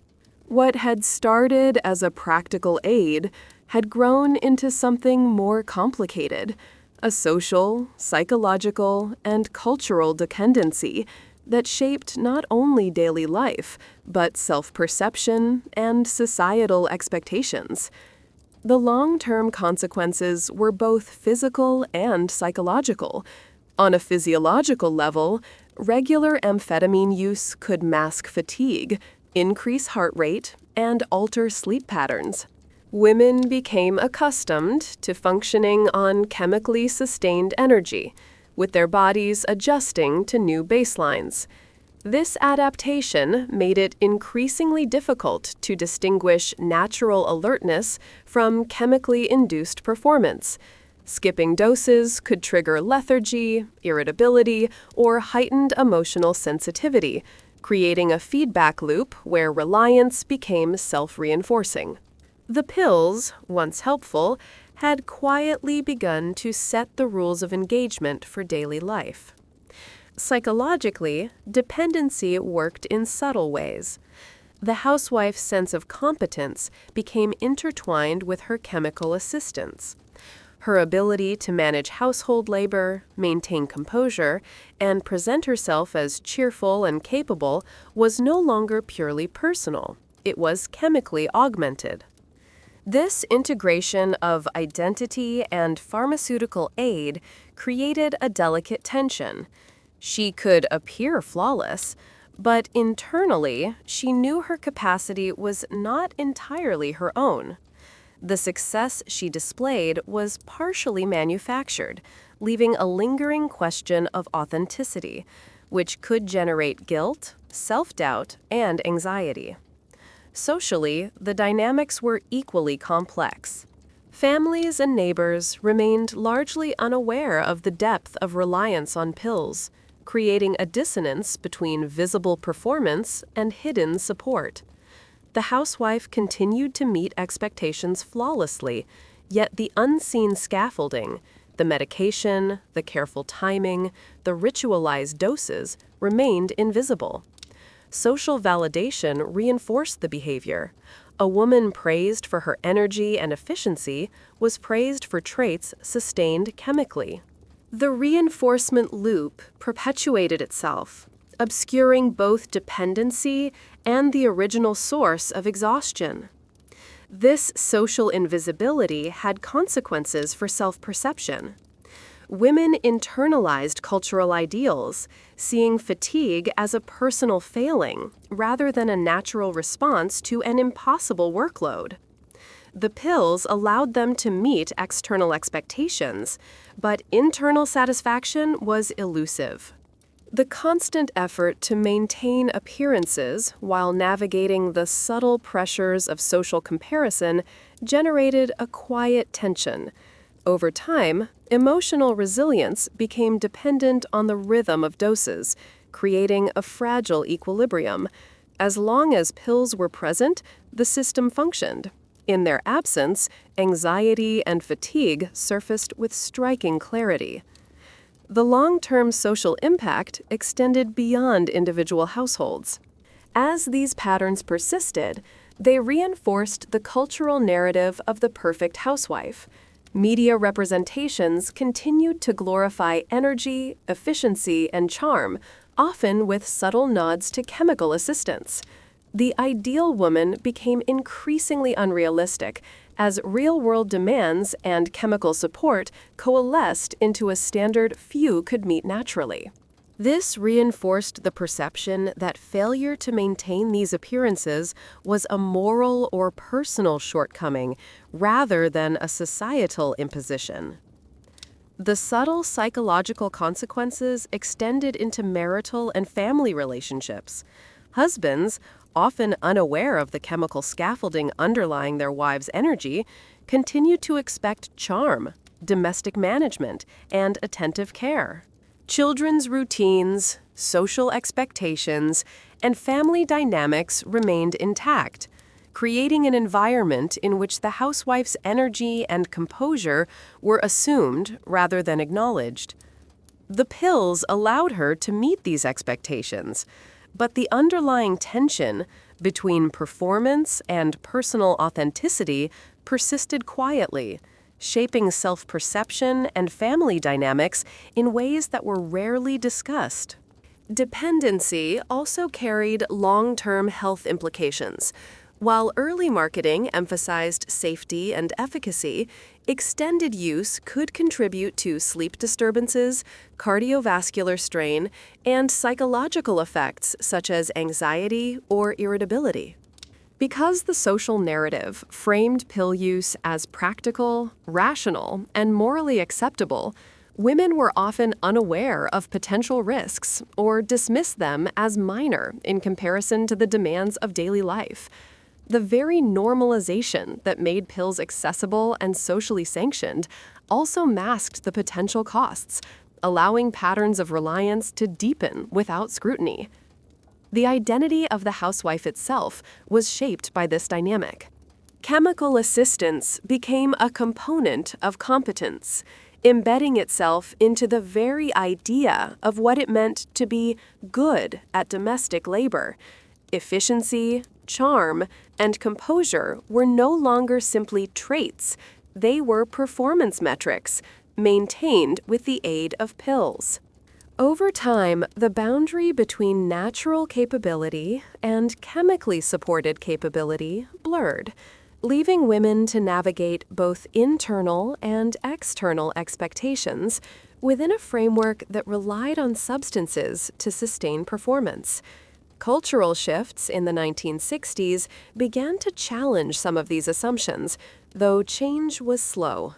Women's liberation movements, greater awareness of mental health, and expanding discussions about gender roles began to surface, questioning the notion that domestic performance alone defined a woman's value. Yet the legacy of chemical support persisted, both in habit and perception. Women who had relied on amphetamines for years faced complex choices: continuing use to maintain the established rhythm, taper them off and confronting natural fatigue, or navigating social and domestic expectations without chemical aid. Each option carried psychological, social, and emotional consequences. The broader societal impact of these patterns is also important to consider. Normalization of chemical assistance reinforced gendered expectations and masked the structural pressures of domestic life. Pills allowed individual women to meet expectations, but did not address the systemic forces that created the need for augmentation in the first place. The invisible labor, the relentless schedule, the social and marital pressures, none of these were reduced. Instead, they were managed, smoothed, and perpetuated by chemical support, creating a system in which the appearance of perfect domesticity was maintained while underlying strain persisted. In families, the long-term consequences sometimes became intergenerational. Daughters observed mothers using pills to maintain composure, efficiency, and energy. Sons internalized a model of maternal labor that assumed constant availability, productivity, and cheerfulness. These observations contributed to perpetuating cultural norms, expectations, and the social validation of chemically assisted performance. In this sense, the impact of 1950s and 1960s amphetamine use extended beyond immediate households, subtly shaping the psychology, expectations, and social dynamics of future generations. In retrospect, the story of chemically supported domestic life is one of paradox. Pills were simultaneously empowering and constraining. They enabled women to meet extraordinary expectations, maintain social appearances, and navigate exhausting routines. Yet they also created dependency, reinforced cultural pressures, and obscured the emotional and physical costs of relentless labor. The rhythm of suburban life became inseparable from chemical assistance, embedding patterns of reliance, identity formation, and social validation into the very fabric of domestic experience. By the end of this chapter, it is clear that the long-term consequences of 1950s housewife culture were profound, multi-layered, and often invisible. Pills had become more than medicine. They were instruments of identity, social performance, and cultural compliance.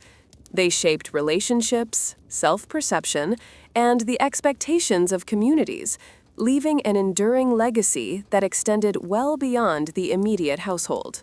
As the story continues, the next chapter will examine the cultural reckoning, awareness, backlash, and the shifting perception of housewives and amphetamines, exploring how society began to confront the hidden realities of chemical dependence and domestic labor.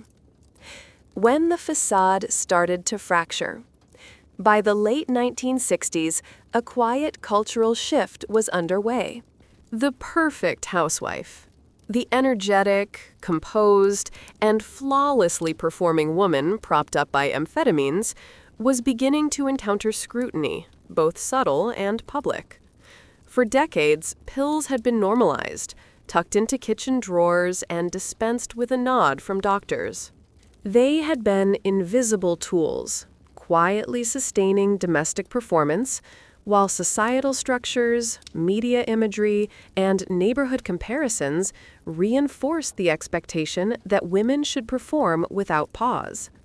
But as media, research, and social commentary began to focus on chemical assistance, the narrative started to change. Television, print journalism, and emerging women's magazines began to explore, cautiously at first, the pressures of suburban domestic life. Articles questioned whether energy, charm, and efficiency could realistically be achieved without chemical support. The portrayal of the housewife shifted. She was no longer merely the cheerful, tireless archetype.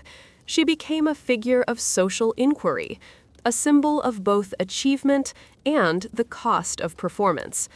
The narrative emphasized that behind the polished kitchens and smiling faces, there existed a hidden system of reliance and strain.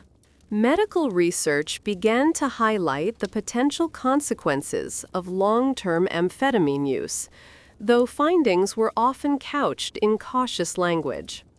Studies suggested that while the pills were effective for temporary boosts in energy and focus, extended use could lead to dependency, sleep disturbances, and cardiovascular strain. The new discourse framed chemical assistance not as a benign facilitator of productivity, but as a tool with consequences that might affect physical and emotional well-being. The very normality that had once legitimized use now began to appear problematic under a scientific lens. Public discussion was uneven, however. Many families and communities still adhered to the established norms. Pills remained quietly integrated into domestic routines, and social expectation continued to favor efficiency and charm. But awareness, even in small doses, began to introduce tension. The housewife now faced subtle judgment, not only from herself, measuring her worth against past performance, but from emerging cultural voices pointing to the hidden costs of chemically sustained domesticity. For some women, this awareness created confusion or guilt. If energy had always come with a pill, was natural fatigue now evidence of personal failure or a sign of systemic pressure? Media coverage further amplified the tension. Television programs, print features, and opinion columns began dramatizing the lives of suburban women, often highlighting exhaustion, anxiety, or reliance on pills as cautionary examples. Stories oscillated between empathy and moral critique. Some presented women as victims of a demanding culture. Others framed chemical dependence as an individual shortcoming. The narrative began to complicate the previously simple social script. Energy, composure, and charm were no longer simply expected. They were increasingly recognized as outcomes shaped by both societal pressures and chemical aid. As awareness grew, so did discourse within the medical community. Doctors began discussing the ethics of prescribing amphetamines for fatigue and stress in women who were otherwise healthy. Some questioned whether the routine use of pills reinforced harmful social norms rather than addressing the underlying pressures of domestic life.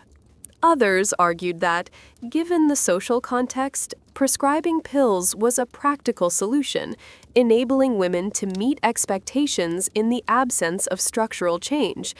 This divergence reflected broader societal uncertainty about the role of medicine, personal responsibility, and gendered expectation. Criticism also emerged from within communities of women themselves.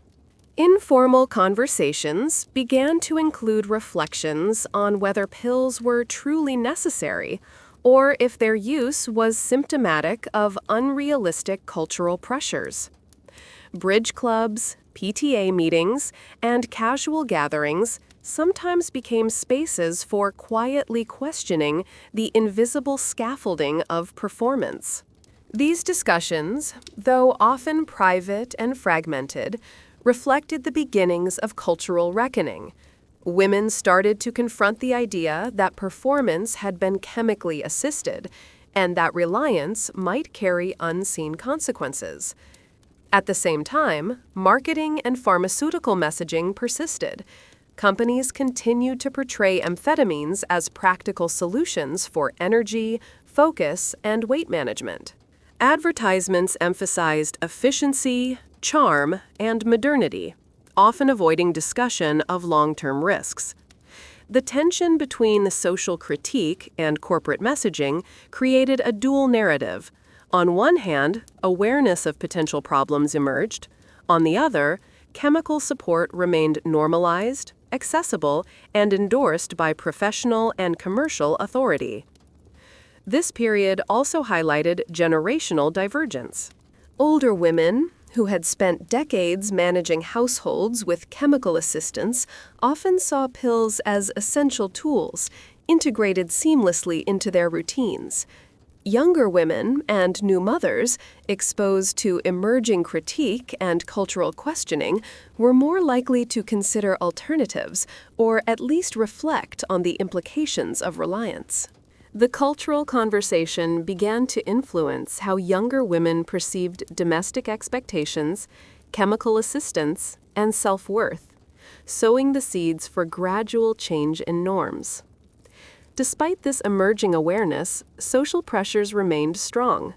Expectations for domestic performance, familial management, and personal appearance persisted. Women were still judged by energy, charm, and efficiency, and community observation did not cease. Pills were still a convenient solution to sustain these appearances, and the social reinforcement loop continued to operate. Awareness, therefore, was layered on top of entrenched expectations, creating internal conflicts, ethical questions, and emotional strain for those navigating both chemical reliance and emerging critique. The interplay between societal critique and personal habit was complex. Women who had relied on pills for years faced difficult choices: continue use quietly, confront dependency, or attempt to adjust to life without chemical assistance. Each choice carried emotional and social implications. Continuing to use pills risked exposure or moral judgment in a changing cultural context. Tapering or discontinuing risked fatigue, emotional instability, and the perception of incompetence. Maintaining the status quo required navigating both internal awareness and persistent external expectation. By the end of the 1960s, the tension between normalization and critique had created a cultural liminality. Amphetamine use was no longer unquestioned. Awareness had emerged, yet habits, expectations, and chemical support remained deeply embedded. The figure of the housewife was caught in the intersection of tradition, performance, and emerging consciousness. A woman who had long relied on chemical assistance now had to reconcile personal identity, societal expectation, and ethical reflection. This cultural reckoning also extended beyond individual women. Families, communities, and broader society began to grapple with the consequences of normalized chemical assistance. Questions arose. Should medicine be used to sustain social norms? Was dependence a personal failing or a structural issue? How much of domestic perfection had been chemically mediated? These debates reflected a broader shift in societal consciousness, one that questioned previously invisible dynamics and laid the groundwork for change in both perception and practice. In retrospect, the late 1960s marked a turning point. Awareness, critique, and evolving discourse challenged the assumptions that had sustained decades of chemically supported domestic performance. Pills were no longer neutral tools. They were symbols of broader cultural dynamics, social expectation, and gendered labor. The figure of the housewife, long defined by energy, charm, and composure, became a site of inquiry, reflection, and social debate. As we move into the next chapter, we will explore the legacy of chemical domesticity, transition into the 1970s, and changing perceptions, examining how awareness, social shifts, and evolving gender norms began to reshape the landscape of suburban life and the cultural understanding of chemical assistance. Regulation, awareness, and the slow phase-out. Suburban life was at a crossroads.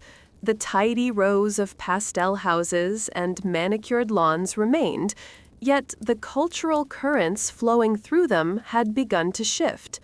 The invisible scaffolding that had sustained the 1950s housewife, chemical aids, social expectation, and the quiet enforcement of perfection, was being questioned in new ways. Women were no longer content to accept fatigue, domestic stress, or the need for performance-enhancing pills as inevitable. Awareness had grown, and with it, subtle changes in household dynamics and personal expectations began to emerge. Chemical assistance, though still widely used, began to coexist with new attitudes toward autonomy, health, and identity. Pills were no longer simply instruments of efficiency. They had become symbols of a bygone era, a relic of a culture that demanded perfection without acknowledging the cost. Women who had relied on them for years faced choices: continue with established routines, experiment with moderation, or redefine their domestic role without chemical support. The consequences of these choices rippled through households, marriages, and communities. The household itself became a site of negotiation. Women who had long carried the full burden of domestic labor began to question traditional divisions of work. The idea that a housewife should be tireless, cheerful, and chemically assisted was increasingly challenged, at least in private conversations and emerging feminist discourse. Pills remained available, but their moral neutrality had shifted. Reliance was no longer seen solely as practical. It was framed as part of a broader conversation about health, autonomy, and systemic expectation. Family dynamics were subtly restructured during this period. Some husbands began to notice the strain their wives had long endured, and, influenced by evolving cultural norms, participated more actively in household labor. Daughters observed a changing model of domestic competence, where energy and efficiency were no longer entirely dependent on chemical augmentation. Children, meanwhile, internalized new patterns of shared responsibility and awareness of parental labor. Pills, once quietly normalized, were now contextualized as part of a historical pattern rather than an unquestioned necessity. The emotional landscape shifted as well. Women who had relied on amphetamines for years were learning to distinguish between chemically enhanced performance and their natural capacities. Emotional resilience, once intertwined with pharmaceutical support, was now being rebuilt through conscious self-management, social support, and emerging discussions of mental health. The quiet anxiety of the 1950s and 1960s, fueled by dependence and social pressure, began to give way to a more deliberate exploration of personal boundaries, energy management, and self-worth. Media representation played a crucial role in this transformation. Television, magazines, and emerging literature began to depict women navigating domestic life without relying exclusively on chemical support. Stories highlighted realistic challenges, emotional authenticity, and the negotiation of fatigue, ambition, and family responsibility. The ideal of the endlessly cheerful, tireless housewife was increasingly critiqued, replaced by more nuanced portrayals that acknowledged human limitation and systemic pressures. Pills were still present in these narratives, but they were framed as optional tools rather than invisible necessities. Public health messaging contributed to the cultural shift. By the 1970s, research on long-term amphetamine use had become more prominent, highlighting risks to physical and psychological health. Doctors increasingly discussed alternative strategies for managing fatigue, stress, and mood, including diet, exercise, sleep hygiene, and structured rest.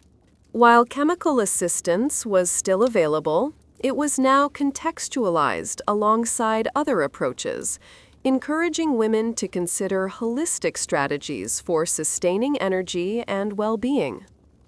Social networks continued to enforce norms, but the lens had changed.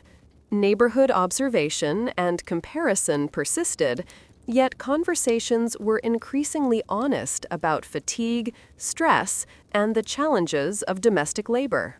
Women exchanged strategies for pacing work, delegating tasks, and maintaining composure without chemical support. Pills became one option among many, rather than the default. This subtle shift allowed for a new form of social validation, one that rewarded resilience, resourcefulness, and authenticity alongside efficiency. The transition was not uniform, of course. In many households, patterns from previous decades persisted. Women continued to rely on pills to meet entrenched expectations, and social reinforcement still favored energy, charm, and composure. Yet, the cultural conversation had changed, and even within these persistent patterns, awareness of consequences, physical, psychological, and social, began to influence decisions. Some women adjusted dosage, experimented with breaks, or reflected critically on the routines they had long accepted. Identity formation also evolved during this period. Women began to define competence not purely through performance metrics, but through self-awareness, agency, and the negotiation of personal and family priorities. Pills, when used, were consciously integrated into broader strategies rather than serving as invisible props. Emotional labor, once masked by chemical support, was now openly acknowledged in conversations, literature, and personal reflection. This shift marked a subtle but significant departure from the quiet desperation and hidden dependency of earlier decades. The shift extended into intergenerational awareness.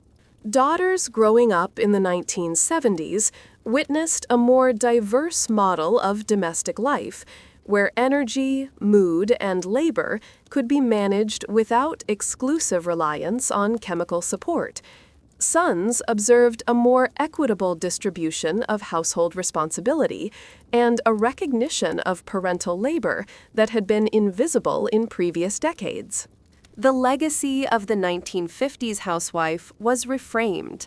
Chemical reliance was acknowledged as historical context, but not necessarily a prescription for the future. Cultural critique also began to address broader systemic issues. Fatigue, stress, and emotional strain were increasingly recognized as consequences of societal expectation rather than individual deficiency. Pills, while convenient, were now understood as tools that had compensated for systemic imbalance rather than solutions to personal failure. Awareness fostered conversations about workload distribution, societal values, and the structural pressures underlying domestic labor. Chemical support, while still present, was reframed as one component in a more complex ecosystem of domestic life. By the mid-1970s, the suburban landscape reflected both continuity and change. Manicured lawns, pastel houses, and tidy kitchens persisted. Yet, beneath the surface, domestic culture had shifted. Women navigated their routines with more consciousness, balancing chemical assistance, personal capacity, and emerging social expectations. Pills were no longer invisible necessities. They were tools, contextualized within discussions of autonomy, health, and self-perception. The housewife of the 1970s was a product of both continuity and transformation, negotiating a legacy of chemical support alongside new cultural and personal awareness. The emotional narrative of this transition is especially notable. Women who had once relied exclusively on chemical assistance began to reclaim agency over their energy, mood, and domestic management. Emotional resilience was cultivated through reflection, support networks, and gradual recalibration of expectations. The quiet desperation of previous decades gave way to a more deliberate approach to labor, health, and identity. Pills remained, but their role shifted from essential crutch to optional aid, integrated into a more holistic understanding of domestic life. In summary, the 1970s represented a transition decade. Suburban life, while superficially similar to the 1950s, had begun to evolve in ways that reshaped chemical dependence, domestic expectation, and identity formation. Pills, once normalized, were now part of a broader conversation about autonomy, health, and social pressure. Women began to navigate their routines with greater awareness, agency, and reflection, setting the stage for ongoing cultural shifts in both domestic life and societal perception. The long-term lessons the 1950s accidentally taught us. As the 1980s approached, the era of the chemically supported housewife began to recede into memory, yet its legacy lingered in subtle, persistent ways. What had once been a normalized, largely invisible aspect of domestic life, amphetamines, social reinforcement, and relentless performance expectations, had shaped a generation of women, families, and cultural norms. This chapter explores the intergenerational lessons and enduring cultural impact of that period, tracing how the practices, habits, and expectations of the 1950s and 1970s continued to echo through the lives of those who came after.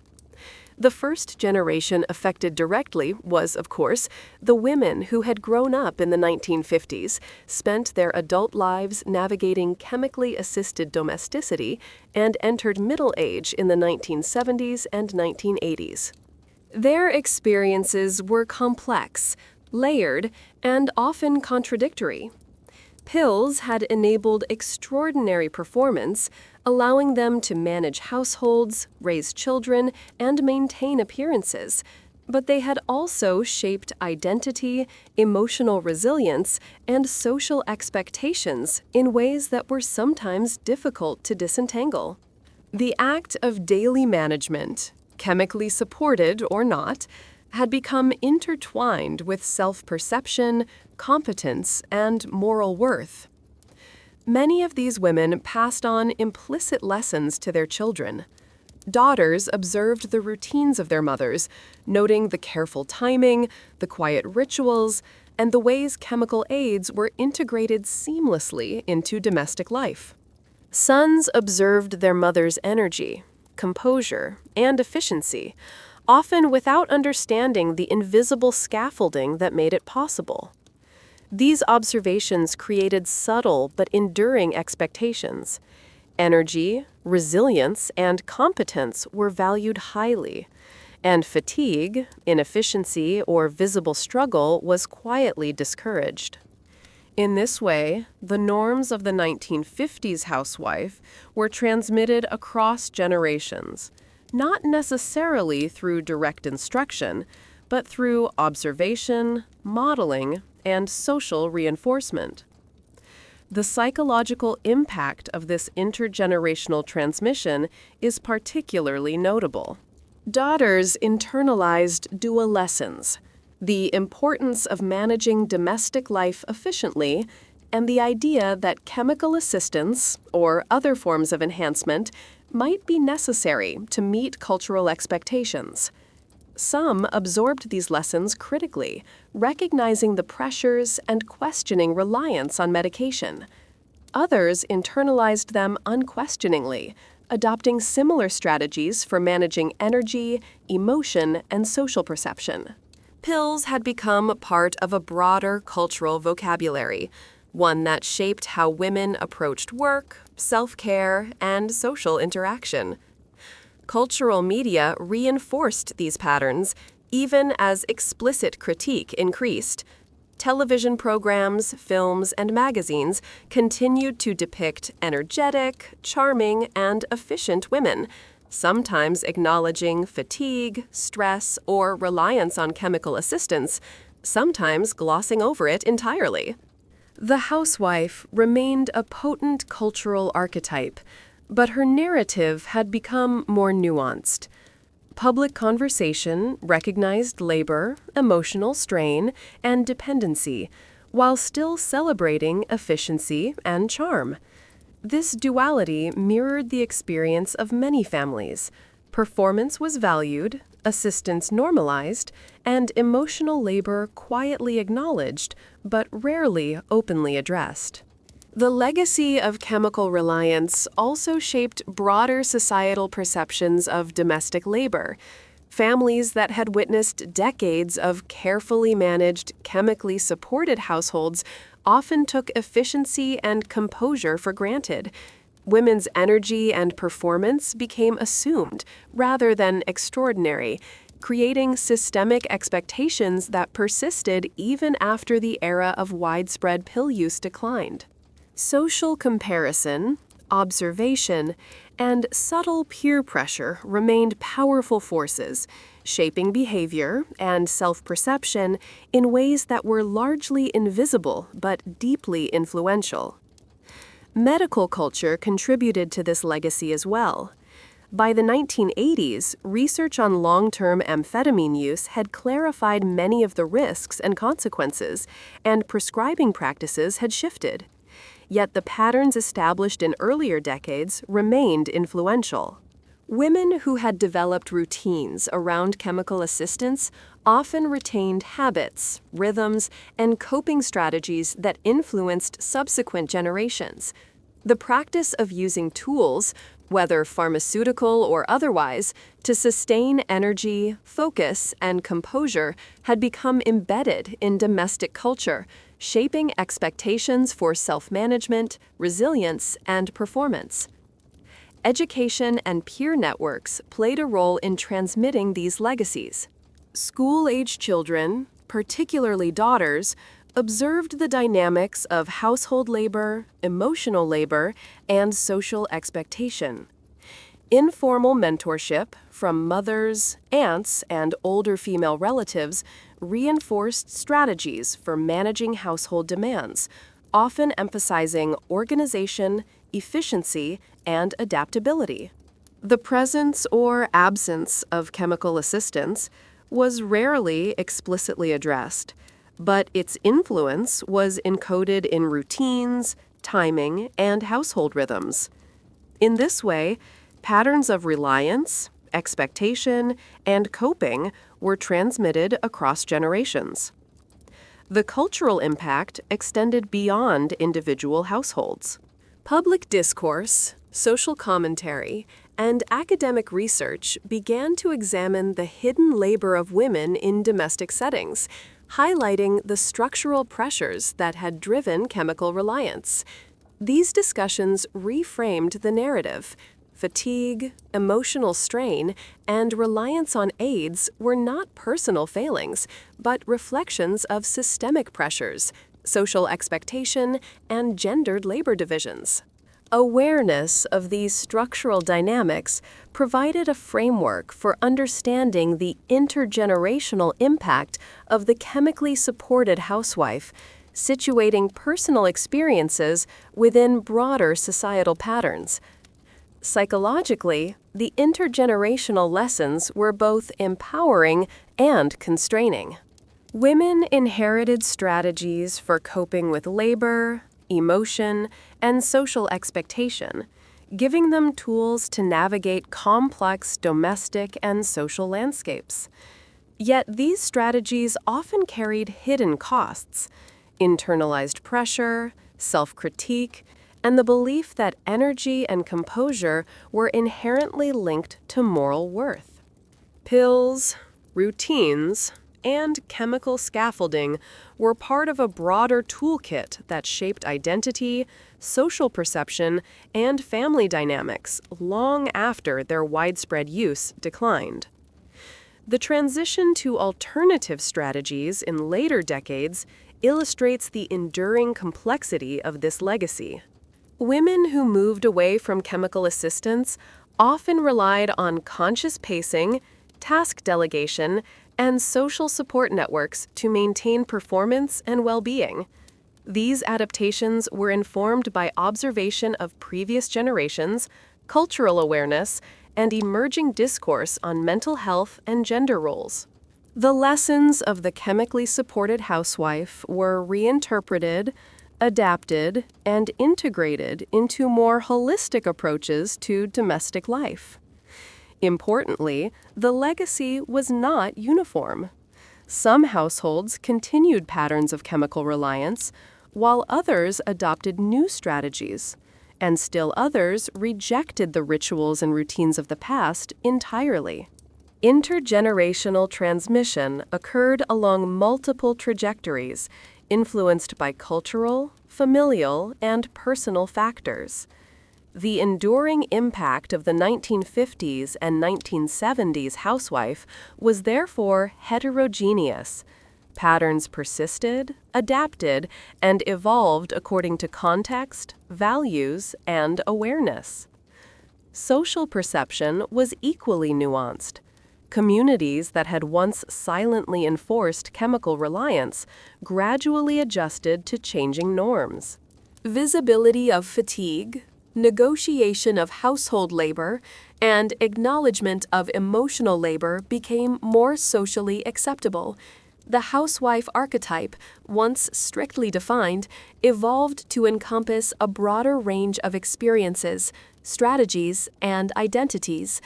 Pills, while still present in some households, were now contextualized historically rather than celebrated as essential tools. By the end of this period, The legacy of chemically supported domesticity had created a complex tapestry of cultural, psychological, and social consequences. Patterns of expectation, identity formation, and intergenerational transmission persisted, yet they coexisted with emerging awareness, critique, and alternative strategies. Women navigated the balance between performance, self-care, and social expectation with a new consciousness, informed by both the lessons and the consequences of prior decades. In conclusion, the era of the chemically supported housewife left a lasting imprint. It shaped intergenerational expectations, family dynamics, identity formation, and cultural narratives. Pills were more than tools. They were instruments of social reinforcement, psychological scaffolding, and cultural normalization. Understanding this legacy provides insight into the interplay between medical practice, social expectation, and domestic labor, revealing how individual behaviors can ripple across generations, shaping norms, identity, and societal perception in enduring ways. The real story. It was never about the pills. As the decades rolled into the modern era, the story of the chemically supported 1950s housewife transformed from contemporary reality into historical lesson. The pills, routines, and social pressures that had defined suburban domesticity became cultural artifacts, a lens through which we could examine gender, labor, mental health, and societal expectation. Yet, their legacy is more than historical curiosity. It continues to shape conversations about workload, identity, and the invisible labor often expected of women, both in the home and in professional contexts. Modern reflection begins with recognition. Researchers, journalists, and cultural commentators have revisited the era with a nuanced understanding. The housewives of the 1950s were navigating extraordinary demands, balancing child-rearing, household management, social performance, and personal identity, often with little recognition or support. Amphetamines, then marketed as energy aids or weight control tools, were more than pharmaceutical solutions. They were enablers of performance in a culture that equated value with efficiency, charm, and composure. This recognition reframes the narrative. Rather than simply moralizing chemical dependence, modern perspectives highlight the systemic pressures that drove reliance and the ingenuity women displayed in navigating them. The historical narrative informs contemporary discussions about gender and labor. While the chemical aids themselves are largely obsolete, the structural issues they addressed persist in various forms. Women continue to juggle disproportionate domestic responsibilities alongside professional work, social expectation, and emotional labor. The lessons of the 1950s housewife era, visibility of labor, the cost of expectation, and strategies for endurance remain relevant. Modern commentary often draws explicit lines between past and present. How have societal pressures evolved? What remains unchanged? And what can we learn from historical reliance on chemical support to understand contemporary stress, burnout, and coping strategies? One significant reflection is the cultural framing of success and competence. In the 1950s, efficiency, energy, and charm were measures of worth. Fatigue and struggle were seen as failures to be hidden, and pills provided a means to conceal human limitation. Today, while the tools may differ, coffee, energy drinks, productivity apps, or mental health interventions, the underlying cultural valuation of performance remains potent. Historical awareness allows us to question assumptions. Must women maintain constant energy? Must domestic or professional labor be seamless to validate identity or social standing? The narrative of the chemically assisted housewife encourages a critical examination of these enduring pressures. Psychologically, the modern lens allows for deeper empathy. Understanding that women historically relied on chemical assistance to navigate invisible and relentless labor fosters insight into patterns of guilt, self-critique, and emotional strain. Today, mental health conversations acknowledge the importance of pacing, boundary setting, and authentic recognition of effort, lessons informed by historical experience. The 1950s housewife, once perceived through caricature or moral judgment, becomes a symbol of resilience and ingenuity, navigating structures that offered little support and imposed immense expectation. Modern interpretations also highlight intergenerational influence. Children of chemically supported housewives absorbed lessons about energy, composure, and efficiency, shaping their own expectations and approaches to work and domestic labor. These inherited patterns, while now less dependent on pharmaceuticals, manifest in societal norms, household routines, and psychological frameworks. Awareness of historical context allows contemporary society to interrogate the persistence of these patterns and to explore alternative models for distributing labor and valuing human limitation. Culturally, the story has influenced media portrayals, art, and scholarship. Television, film, and literature increasingly depict women navigating domestic life with nuance, acknowledging emotional labor, systemic pressure, and the realities of fatigue. The chemically assisted housewife serves as a reference point, a symbol of both extraordinary endurance and the costs of societal expectation.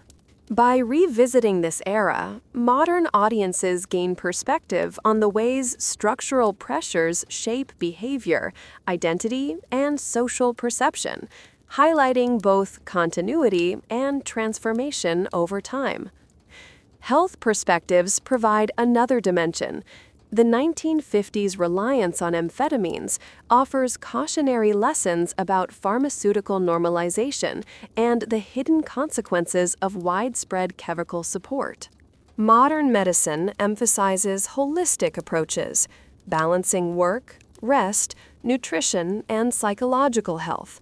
The historical context reminds us that solutions to labor-related strain cannot rely solely on chemical or technological aids.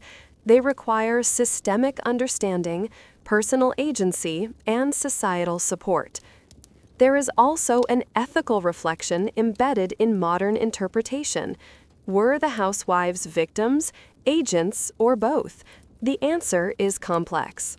Women navigated personal and social pressures with creativity and resilience, making choices that sustained performance and family stability. Yet, the structures that necessitated chemical support, gendered labor expectations, cultural idealization of perfection, and social invisibility of emotional labor were beyond their control. Modern reflection recognizes this tension, framing historical reliance as both adaptive and constrained, highlighting the interplay of agency and structural pressure. Education and public discourse increasingly incorporate these lessons. History, sociology, and gender studies use the chemically supported housewife as a case study to explore how culture, labor, medicine, and identity intersect. Students and audiences analyze the interplay of social expectation and chemical aid, considering how similar dynamics manifest today. Lessons extend beyond nostalgia or moral judgment. They offer insight into contemporary labor division, burnout, and the invisible labor that continues to shape gendered experience. Technological analogs have emerged in modern life, demonstrating continuity of themes. Today's productivity apps, Smart home devices and digital organizational tools echo the functional role of amphetamines. They are scaffolds that extend capacity, enhance efficiency, and mask human limitation. While the tools have changed, the psychological and social dynamics, expectation, validation, and hidden labor remain relevant. By comparing historical and contemporary methods, we gain insight into the persistent interplay between performance, support mechanisms, and cultural valuation of efficiency. The narrative also intersects with contemporary mental health advocacy. Recognition of fatigue, emotional labor, and systemic expectation has fostered public dialogue around boundaries, workload, and self-care. The chemically supported housewife serves as a cautionary example of normalization without scrutiny, illustrating how unexamined dependence on external aids, whether chemical, technological, or social, can obscure the human cost of relentless expectation. Modern awareness encourages balance, authenticity, and deliberate engagement with labor and energy management. In conclusion, the story of the 1950s chemically supported housewife offers enduring lessons. It illustrates how social expectation, invisible labor, and chemical tools intersected to create a unique historical phenomenon.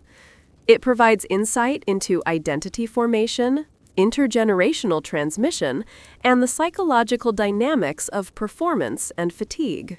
And it resonates with contemporary conversations about gender, labor, wellness, and societal pressure. While the pills themselves have largely disappeared, their legacy endures in the ways we conceptualize efficiency, manage energy, and value human effort. Ultimately, the era prompts reflection. How much of our modern approach to labor, productivity, and performance is shaped by inherited expectations? What mechanisms, chemical, technological, or social, do we use to meet impossible standards? And perhaps most importantly, how can we learn from history to build systems that acknowledge human limitation, distribute labor equitably, and support authentic well-being? The chemically supported housewife, once invisible and normalized, becomes a mirror for our own cultural values, challenging us to consider the cost of relentless performance and the meaning of true balance.